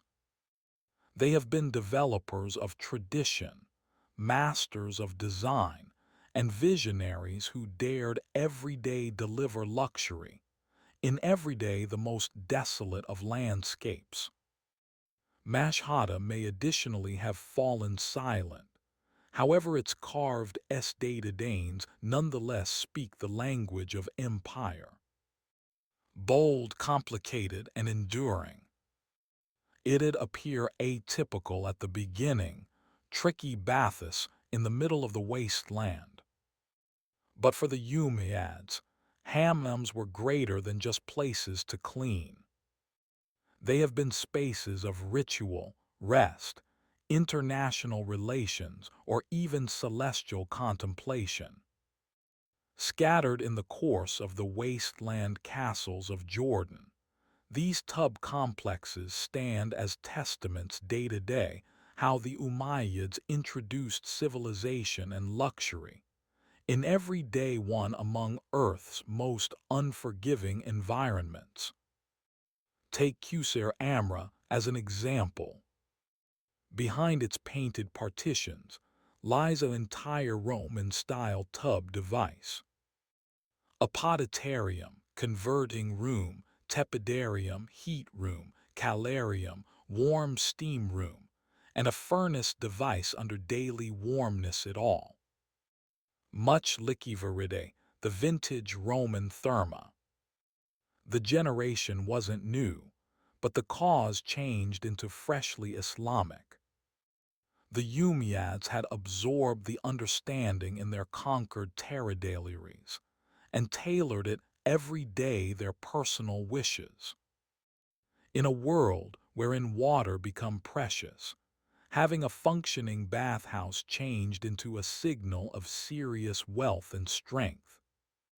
It verified the caliphate's ability to control nature, not just survive it. Bathing wasn't just hygienic. It changed into social. Here, rulers and courtiers could relax, host tribal leaders, or speak subjects of nation away from the prying eyes of the court. It became intimacy wrapped in rite. And then there may be the artwork. Inside the steam-filled partitions of those hams, we find fresco that project expectations, zodiac day-to-day, planetary figures, bathing ladies, musicians, hunting scenes. The ceilings in some baths even resemble ancient planetariums, especially in Qusr, wherein constellations are meticulously painted across the dome.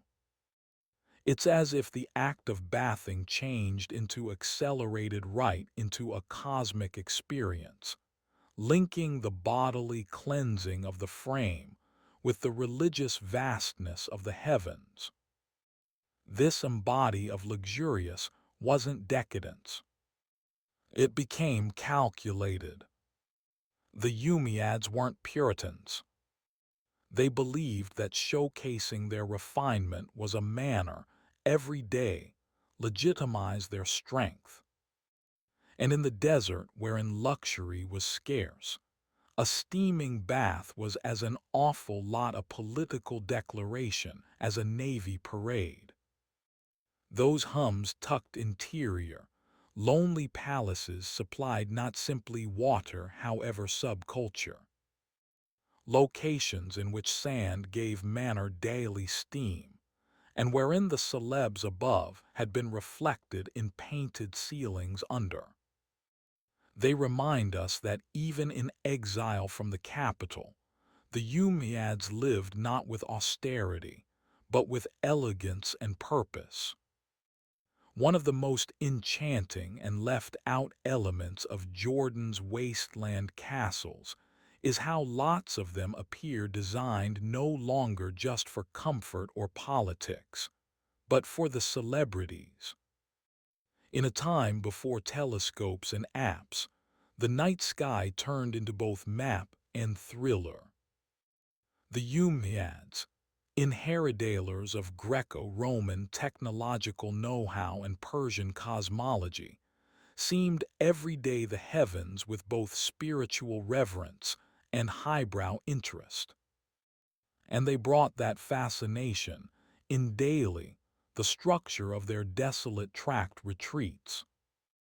In Qusayr Amra, for instance, the bathtub house dome is painted with an astrological sky.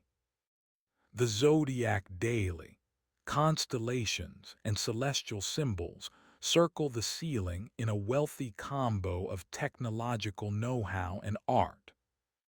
This isn't ornament for decoration's sake. It displays a deep understanding of astronomy, probably inherited from the scholars and scribes of the Byzantine and Persian empires. The Umayyads were not simply warriors. They had been cultural sponges, absorbing the first rate of what the historical international needed to offer. The presence of these celestial topics may additionally have had more than one layers of which means. On one hand, they signaled the caliphate's information and class. On the opposite, they echoed a more mystical chording with the cosmos.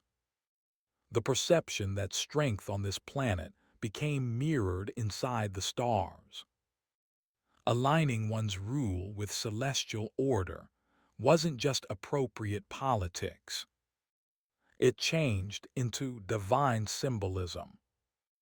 In the quiet of the wasteland, a ways from the lights of the cities, the nighttime sky might have been overwhelming. Black velvet lit with thousands of stars. The desolate tract castles with their open courtyards and domed chambers were ideal observatories. Whether for calculating calendars, navigating the barren region, or carrying out extra esoteric practices, these sites have been best for sky watching. The mixture of isolation, silence, and celestial daily have created a pudding that became as spiritual because it became clinical. It is worth remembering that early Islam became not at odds with science. In fact, the Umayyad generation helped lay the groundwork for what could later daily, the Islamic golden age of astronomy. These castles, constructed in the center of nowhere, had been part of that highbrow lineage. Now not just locations to wash or rule, however every day ponder the heavens. In Severdane and Pigment, the Umayyads carved their vicinity among earth and sky. Wasteland kings with their eyes on the stars. One of the maximum enduring mysteries surrounding the desolate tract castles of Jordan is their sheer remoteness. Why could the Umayyads build lavish palaces, richly decorated baths, and super star-studded observatory dairies every day from any important city or settlement. The solution lies no longer simply in geography, however in psychology, politics, and overall performance. First, there's the sensible. The early Umayyads have been still rooted of their nomadic tribal past. For them, the wasteland was now not an impediment. It was domestic.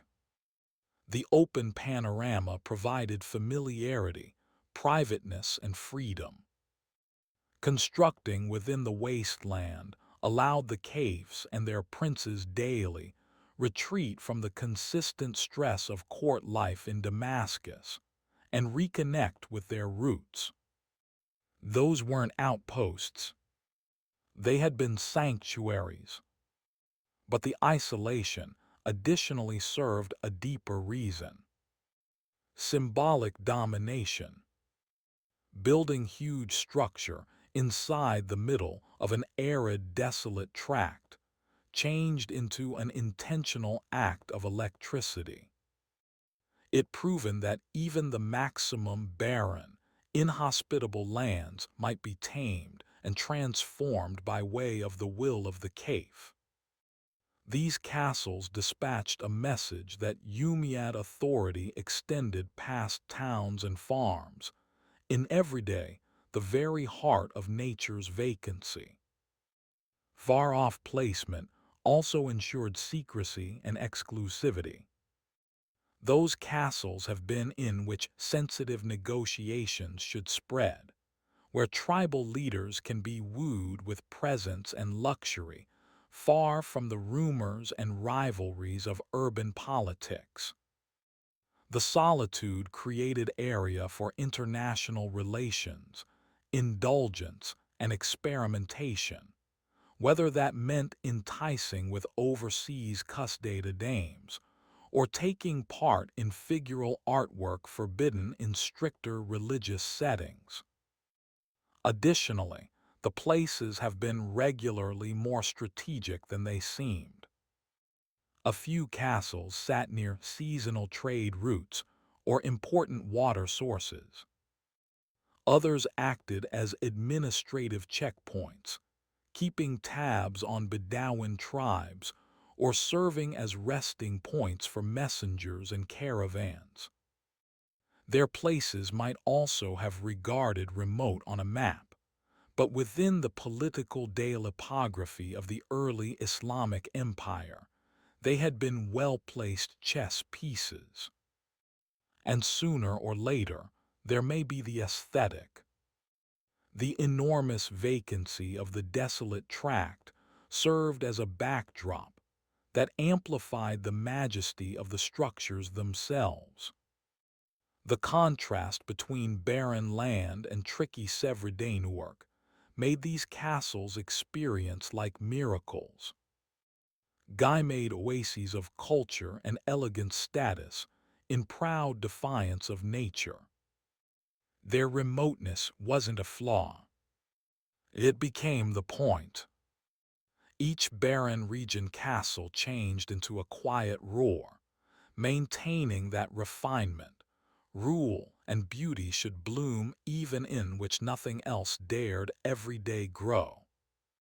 The barren region castles of Jordan may also not echo with the footsteps of caves, diplomats, or stargazers, but they bear quiet relics of an empire that dared daily inscribe its grandeur in day-to-day vacancy. And today they serve a distinctive cause. Their windows into a vanished international, drawing in students, every day, and dreamers who walk their sand-swept halls searching for forgotten every day. Present-day Jordan has embraced those websites, not only as ancient treasures, however, as symbols of cultural resilience. Castles like Qusay Amra, Kasr al-Karana, and Kasr al-Mashhada at the moment are blanketed historical past websites, with QSI Amra proudly wearing its UNESCO Global Background website popularity. Restoration initiatives carefully balancing upkeep with authenticity have stabilized fresco-cleared particles and opened these ruins day-to-day public exploration. Nonetheless, time and nature continue to be continual adversaries. The harsh desert weather, intense sun, dry winds, and sand erosion keep daily threaten the sensitive artwork and systems.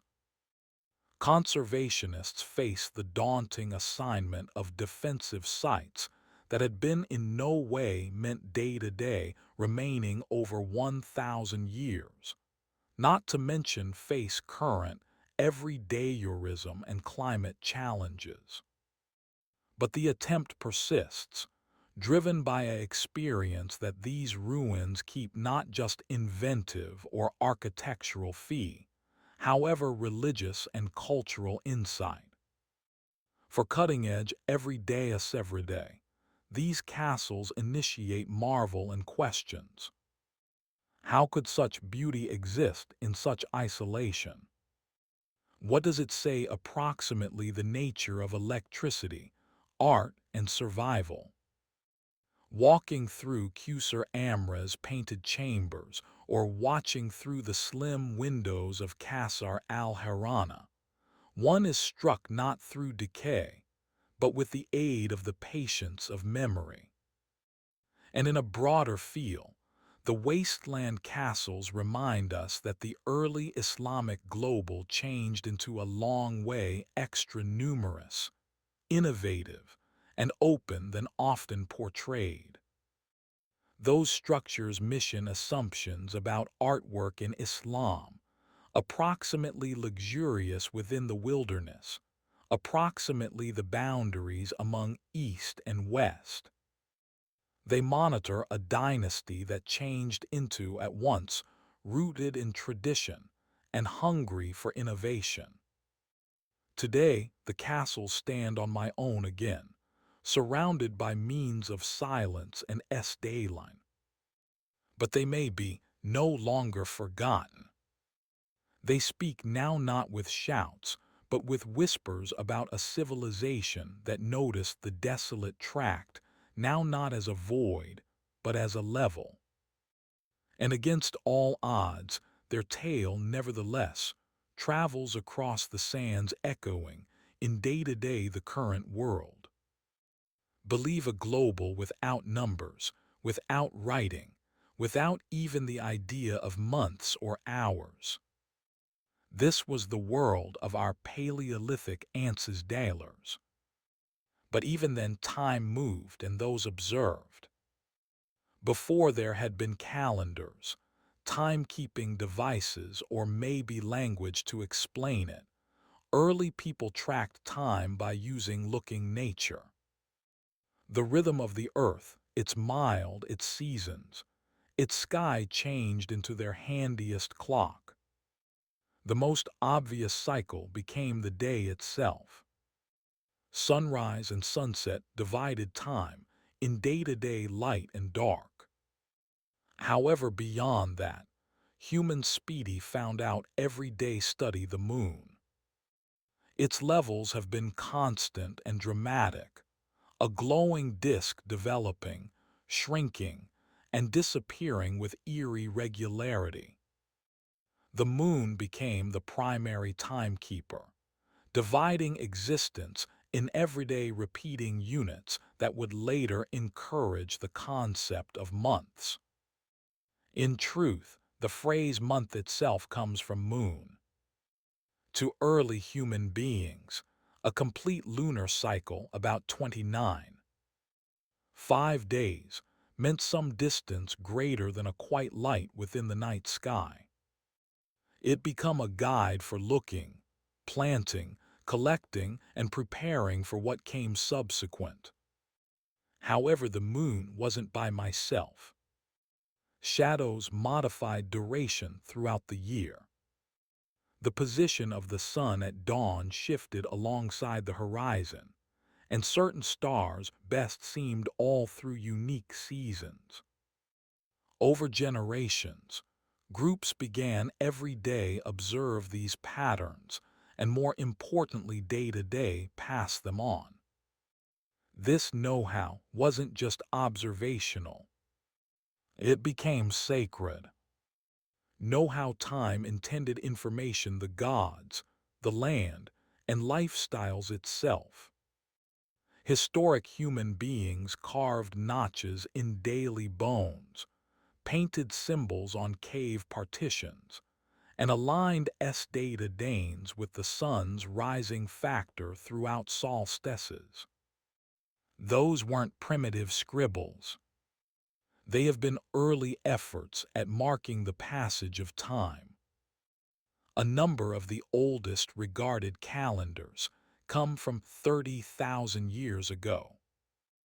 Antler bones with carved tally marks, probably tracking moon cycles or menstrual cycles, each deeply tied everyday survival and fertility. In the absence of clocks, early human beings lived in music with nature's cues. Time changed into no longer summary. It turned into the breath of the earth. It instructed you when to transport, while to seek, whilst to cover, and while to wish. Before time had numbers, it had which means.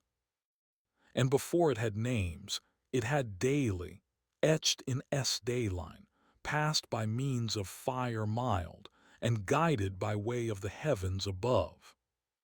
For historic people, the moon wasn't only a source of mild. It became a clock written in the sky. Its stages have been predictable and enthralling, waxing crescent every day full moon, then waning every day darkness before the cycle commenced once more. This more or less 29 5-day rhythm was the earliest and most universally determined herbal cycle. Lengthy before civilizations rose, hunter-gatherers across continents had been counting moons. No longer years or weeks, however moons. These lunar phases became the inspiration of the primary actual calendars. We realize this because archaeologists have found engraved bones and severidanes with carved markings in repeating sequences, in all likelihood tallying the times among every seen moon section. A number of those artifacts are over 30,000 years old, predating writing and even agriculture. One such locate, the ash is a Shango bone from Central Africa, contains a series of notches that many scholars accept as true with correspond every day a lunar calendar, possibly even one used every day tune fertility or looking seasons. Why the moon? As it turned into the very best way to peer time exchange. Solar adjustments came about every day slowly, and stars required deep knowledge. However, the moon became apparent, moving every few days and supplying a feel of development. For early human beings, specifically nomadic ones, this was realistic and reliable. A month became an entire moon cycle, and 12 of these came close to a complete sun year, although not pretty. This mismatch might purpose issues later, particularly for agricultural societies that needed extra correct planting schedules. As civilization started out day-to-day form, many cultures formalized those lunar calendars.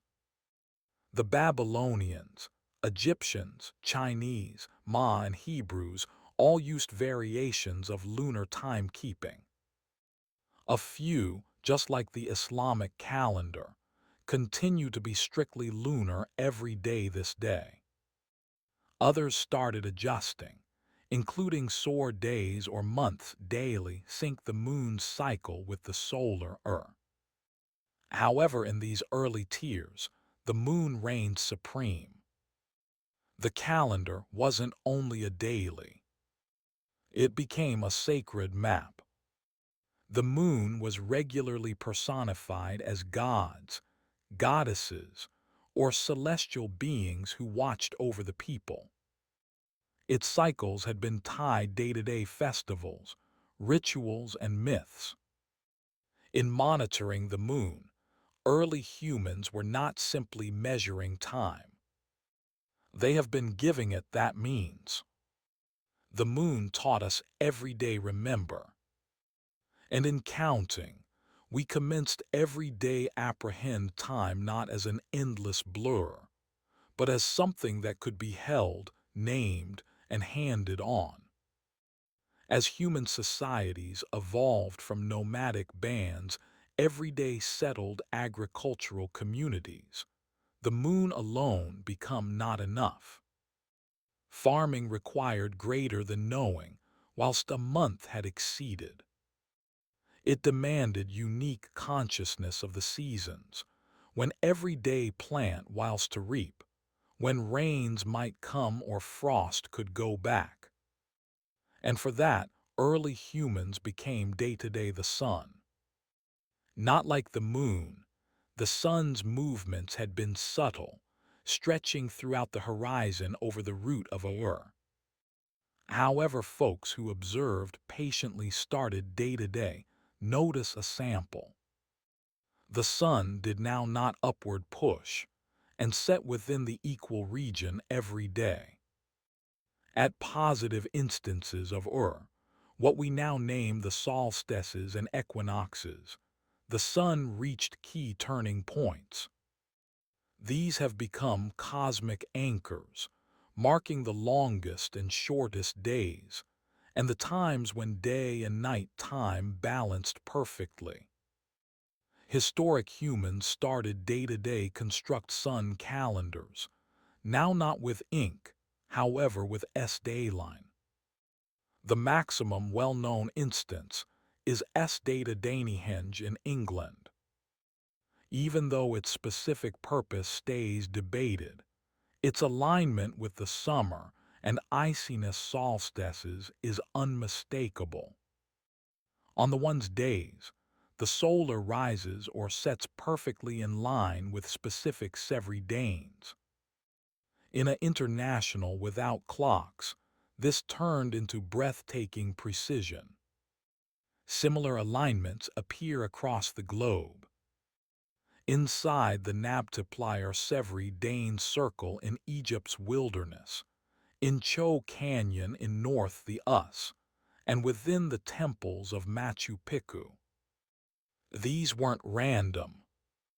They have been built with the aid of sky watchers, who related celestial occasions with agricultural cycles and religious rituals. For those historic societies, the solar became more than a massive everydayage. It became divine. Many cultures worshipped sun deities. Ra in Egypt, Enai inside the Andes, Surya in India.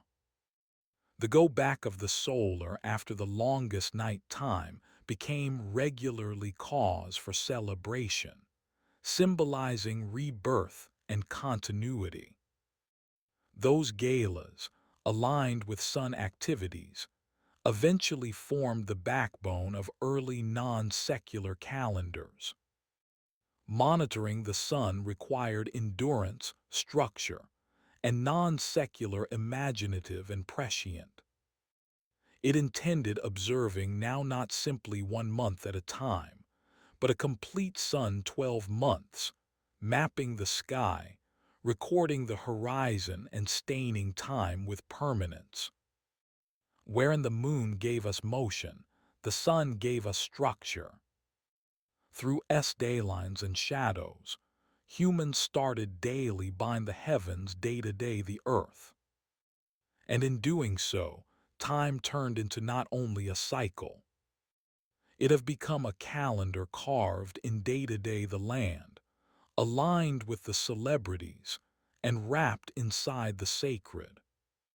For early civilizations, monitoring time wasn't pretty much agriculture or seasons. It became a non-secular act. Time itself turned into sacred, a divine rhythm flowing from the heavens in day-to-day daily life. Every moment had meaning. Every season carried cosmic weight. Calendars were not simply charts.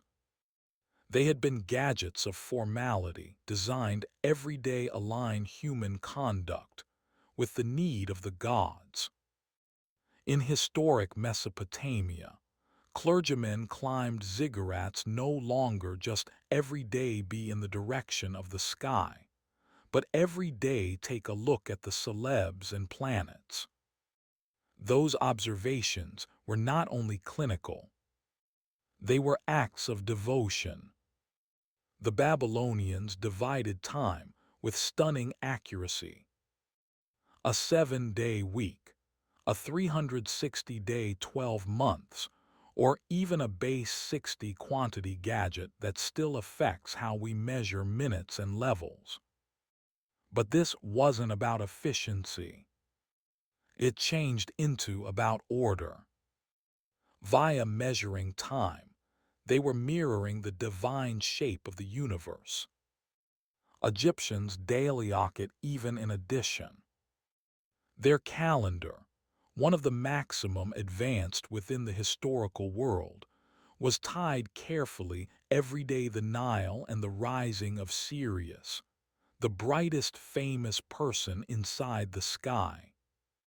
While Sirius reappeared at dawn, it signaled the flooding of the Nile, a lifestyles giving event. That celestial moment marked the begin of the Egyptian New Year, a party tied everyday fertility, rebirth, and the want of the gods.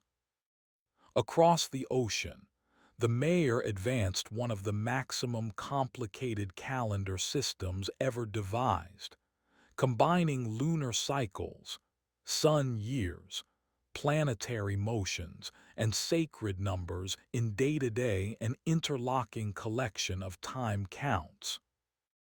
Their Tolkien calendar tracked a 260-day non-secular cycle, at the same time as the Harb tracked the 365-day sun year. Time for the mayor was not linear. It becomes cyclical, divine, and deeply bound everyday prophecy and formality. Every moment had a spirit. Every date had a destiny. Fairs, sacrifices, coronations, or even wars were timed daily coincide with celestial rhythms. Kings have been crowned not simply while politically handy, however while the stars aligned. To ignore the calendar turned into to ask chaos, now not just inside the fields, but inside the cosmos. In this world, everyday preserved time changed into everyday preserved strength, now not over humans, but over that means itself. Sacred time governed the lives of historic civilizations. And through sun, moon, and megastar, the calendar have become not only a file of passing days, however a bridge among the mortal and the divine. As civilizations grew extra complicated, so Dalio did their want to organize time beyond months and seasons. The concept of a 12 months, a full cycle of Earth's orbit across the solar, slowly day-to-day form. However, understanding that Uyur lasted about 365. 25 days wasn't clean. It everyday centuries of commentary, correction, and yes, frustration. The earliest formalized years were regularly imperfect. Lunar calendars, whilst beneficial, created a hassle. 12 lunar months, simplest, brought as much as about 354 days. Nearly 11 days quick of the sun year. Over the years, this gap triggered chaos. Harvest fairs commenced everyday flow in everyday the incorrect season, and spring rituals every dayak place within the coronary heart of wintry weather. Civilizations needed to make a choice. Stay loyal every day the moon or correct the flow. Many opted for the latter. The Babylonians created a lunar calendar, however added an intercalary month. Every few years, every day realigned the calendar with the seasons. The Egyptians, however, every day took a bolder step. They abandoned the moon totally and followed a sun calendar. 12 months divided in everyday 1 year of 30 days, with 5 extra days tacked on at the quit. This became revolutionary and quite accurate for its time. But the Egyptian 12 months still lagged at the back of the actual solar, 12 months with the aid of 1/4 of a day. Over centuries, this brought on a great flow. New Year fairs fell later and later. Input the Romans, who inherited each Egyptian and Greek timekeeping, and tried day-to-day easy it up. Their early Roman calendar turned into a perplexing combination of lunar months and political manipulation. Months had been introduced or eliminated daily on political wishes, inflicting large inconsistencies. It wasn't till Julius Caesar added the Julian calendar in 45 BCE that matters modified. Recommended by using the Alexandrian astronomer Sosines, Caesar implemented a 365-day 12 months with a bounce day each 4 years, accounting for that pesky greater quarter day. It became an enormous restoration, and the first actually sun calendar every day gained great use across an empire. The concept of a became now not just a everyday for farming, however for taxation, governance, military campaigns, and non-secular observances. The calendar now formed empires. The discovery of the year became humanity's overcome chaos, a choice everyday area order at the swirling sky. And once we would name the we commenced day-to-day measure the whole lot within it, giving day-to-day its rhythm and civilization its pulse. With the year defined, humanity's subsequent challenge become day-to-day it down. Every day carve the significant stretch of days in daily attainable, significant chunks. This gave upward thrust daily months and weeks. Inventions that brought rhythm daily are timekeeping, and stitched the material of everyday lifestyles in everyday, something predictable and sacred. Months at their root come from the moon. Maximum historic societies first of all daily, their calendars on lunar cycles, the 29. 5-day rhythm between complete moons. 12 of those created a lunar, or detailing more or less 354 days.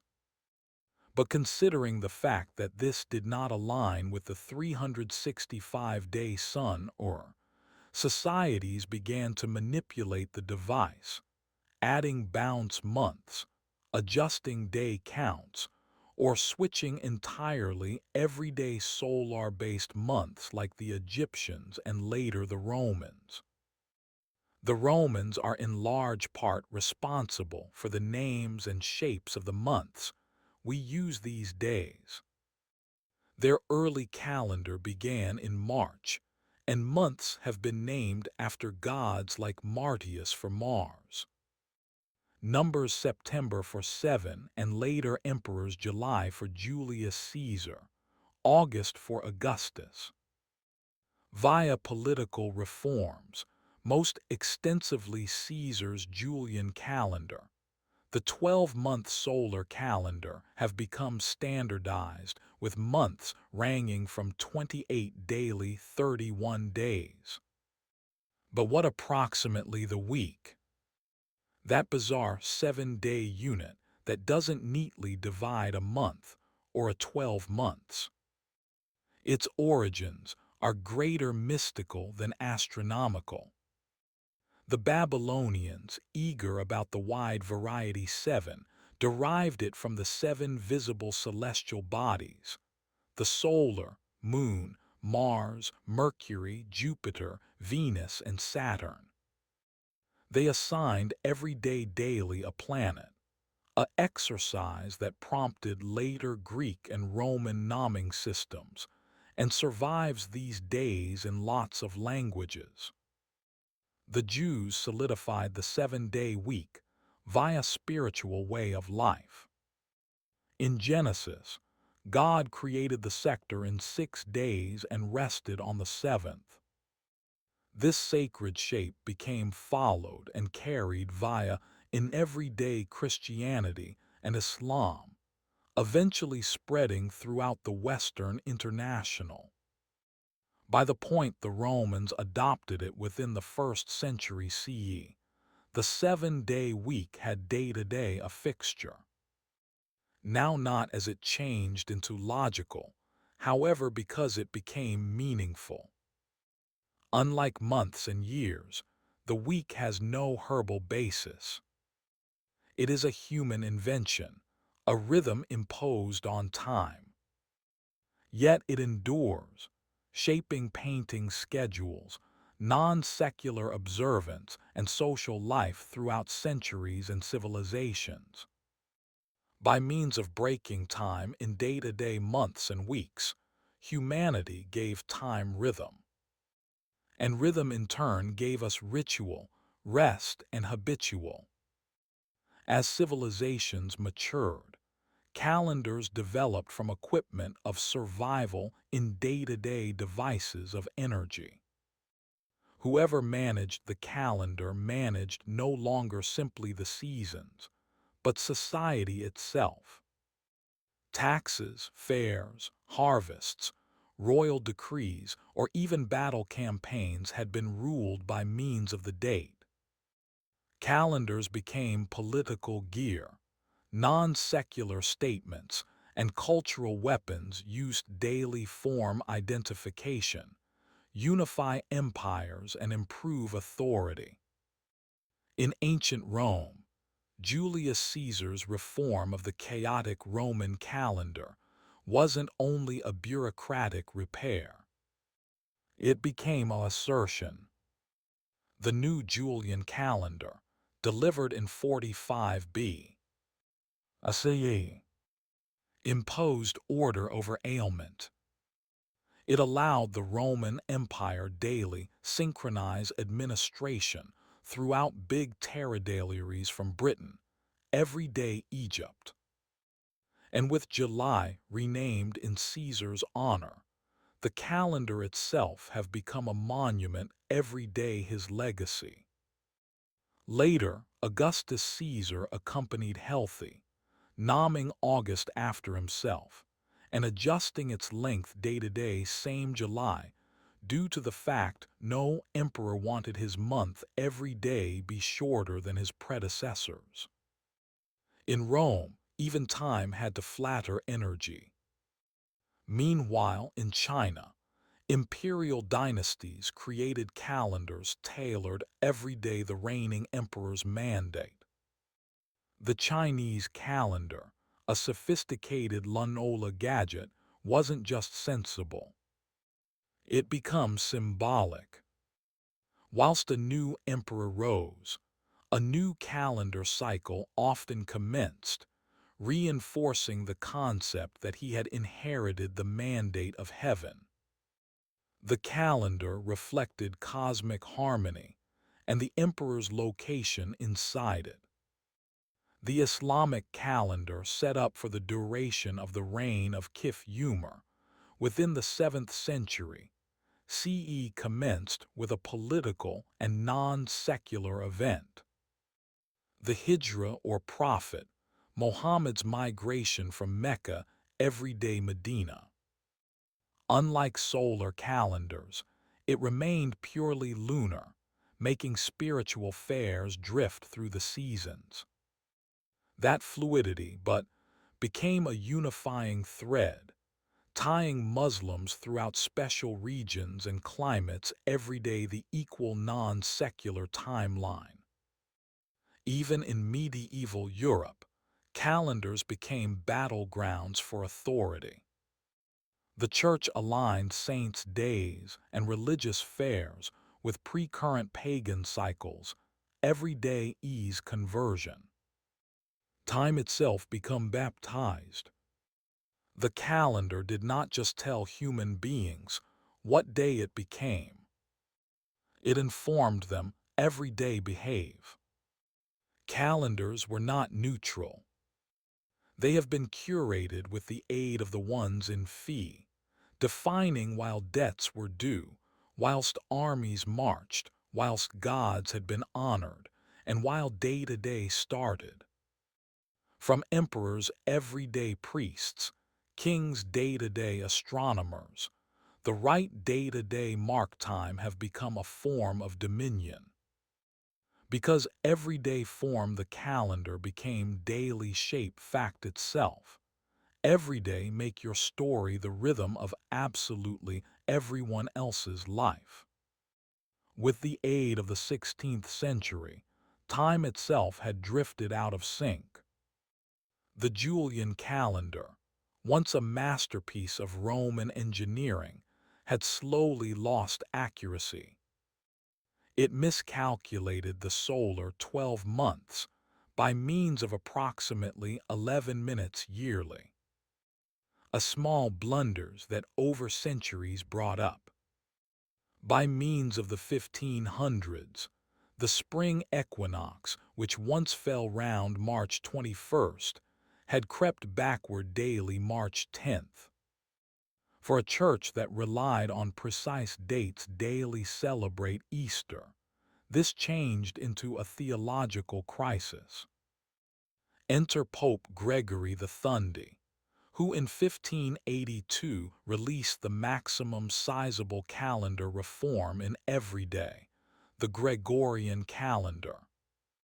Guided by Jesuit astronomers and mathematicians, the Pope's answer became both simple and radical. To realign the calendar with the real sun year, 10 days were dropped. October 4th, 1582 becomes straightaway observed by means of Osvaridaber 15th. Time itself changed into rewritten. But the reform did not day-to-day there. Gregory's crew additionally revised the jump year rule. The Julian calendar delivered a jump day each 4 years, however that become every deo generis. The brand new rule stored the solar year each 4 years unless the 12 months changed into divisible by using 100, until once more it changed into divisible via 400. So 1600 become a jump 12 months, however 1700, 1800 and 1900 were not. This corrected the long time period flow and brought the calendar's accuracy inside 26 seconds in keeping with 12 months of the sun's cycle. Nevertheless, adoption wasn't on the spot or standard. Protestant and Orthodox international locations regarded the Gregorian calendar with suspicion, seeing it as a Catholic strength play. England failed to adopt it until 1752, by means of which point the era had grown every day 11 days. Russia didn't transfer until after the Bolshevik Revolution in 1918.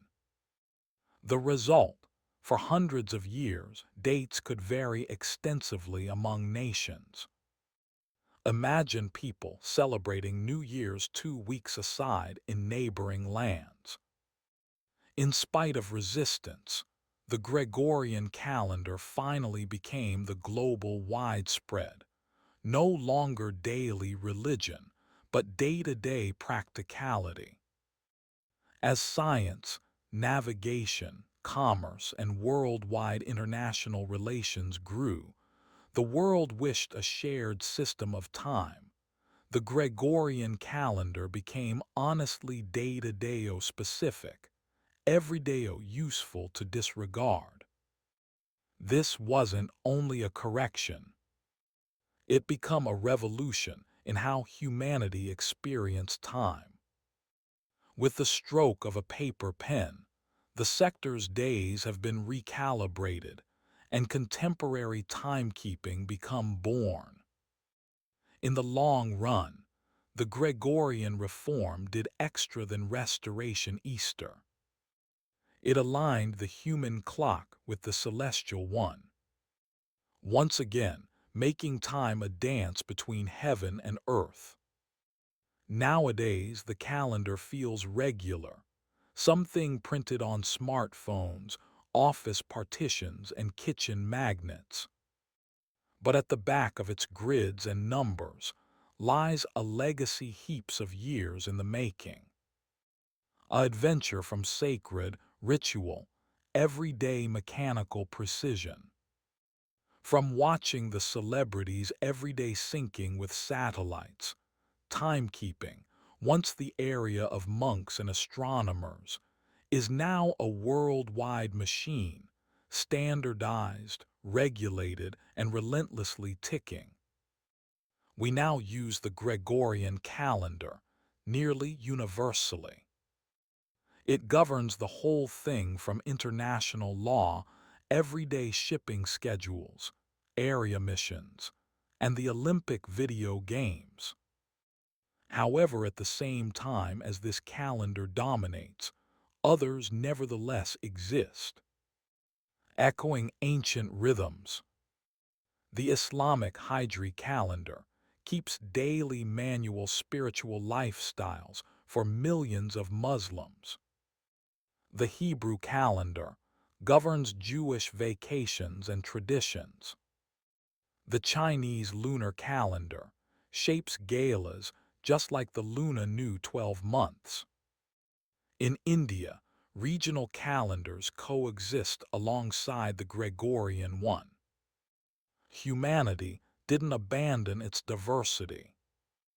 It honestly introduced layers of application on daily of historical roots. And then there is every damic time, the maximum unique approach of timekeeping ever created day to day, at the vibrations of cesium every dames. Global a day-to-damic time tie measures seconds with such accuracy that it would best benefit or lose 1 second each hundreds of tens of millions of years. From this, we derive Coordinated Commonplace Time (UTC), the worldwide time well-known used for the whole thing from net protocols, everyday airline schedules. Leap seconds are everyday brought daily UTC, everyday account for Earth's slightly inconsistent rotation. A reminder that even within the age of perfection, the planet itself refuses day to day be completely predictable. Yet, notwithstanding all this precision, we nonetheless live in step with rhythms which can be deeply human. We celebrate birthdays. We stay up for the weekend. We count it down to night time on New Year's Eve, hearts complete of wish, just as historical humans as soon as watched the horizon for the go back of the sun. The calendar in its cutting-edge shape is both everyday and tradition. It continues airplanes from colliding, sure. However, it additionally reminds us while day-to-day acquire, whilst everyday relaxation, and while daily take in day every day. At the back of its cold efficiency lies the identical desire that drove our ancestors daily carve notches in day-to-day bones and aligned severy danes with the sky. The craving every day apprehend our place in time. In measuring time, we measure ourselves, past, present, and the dreams that wait for day after today.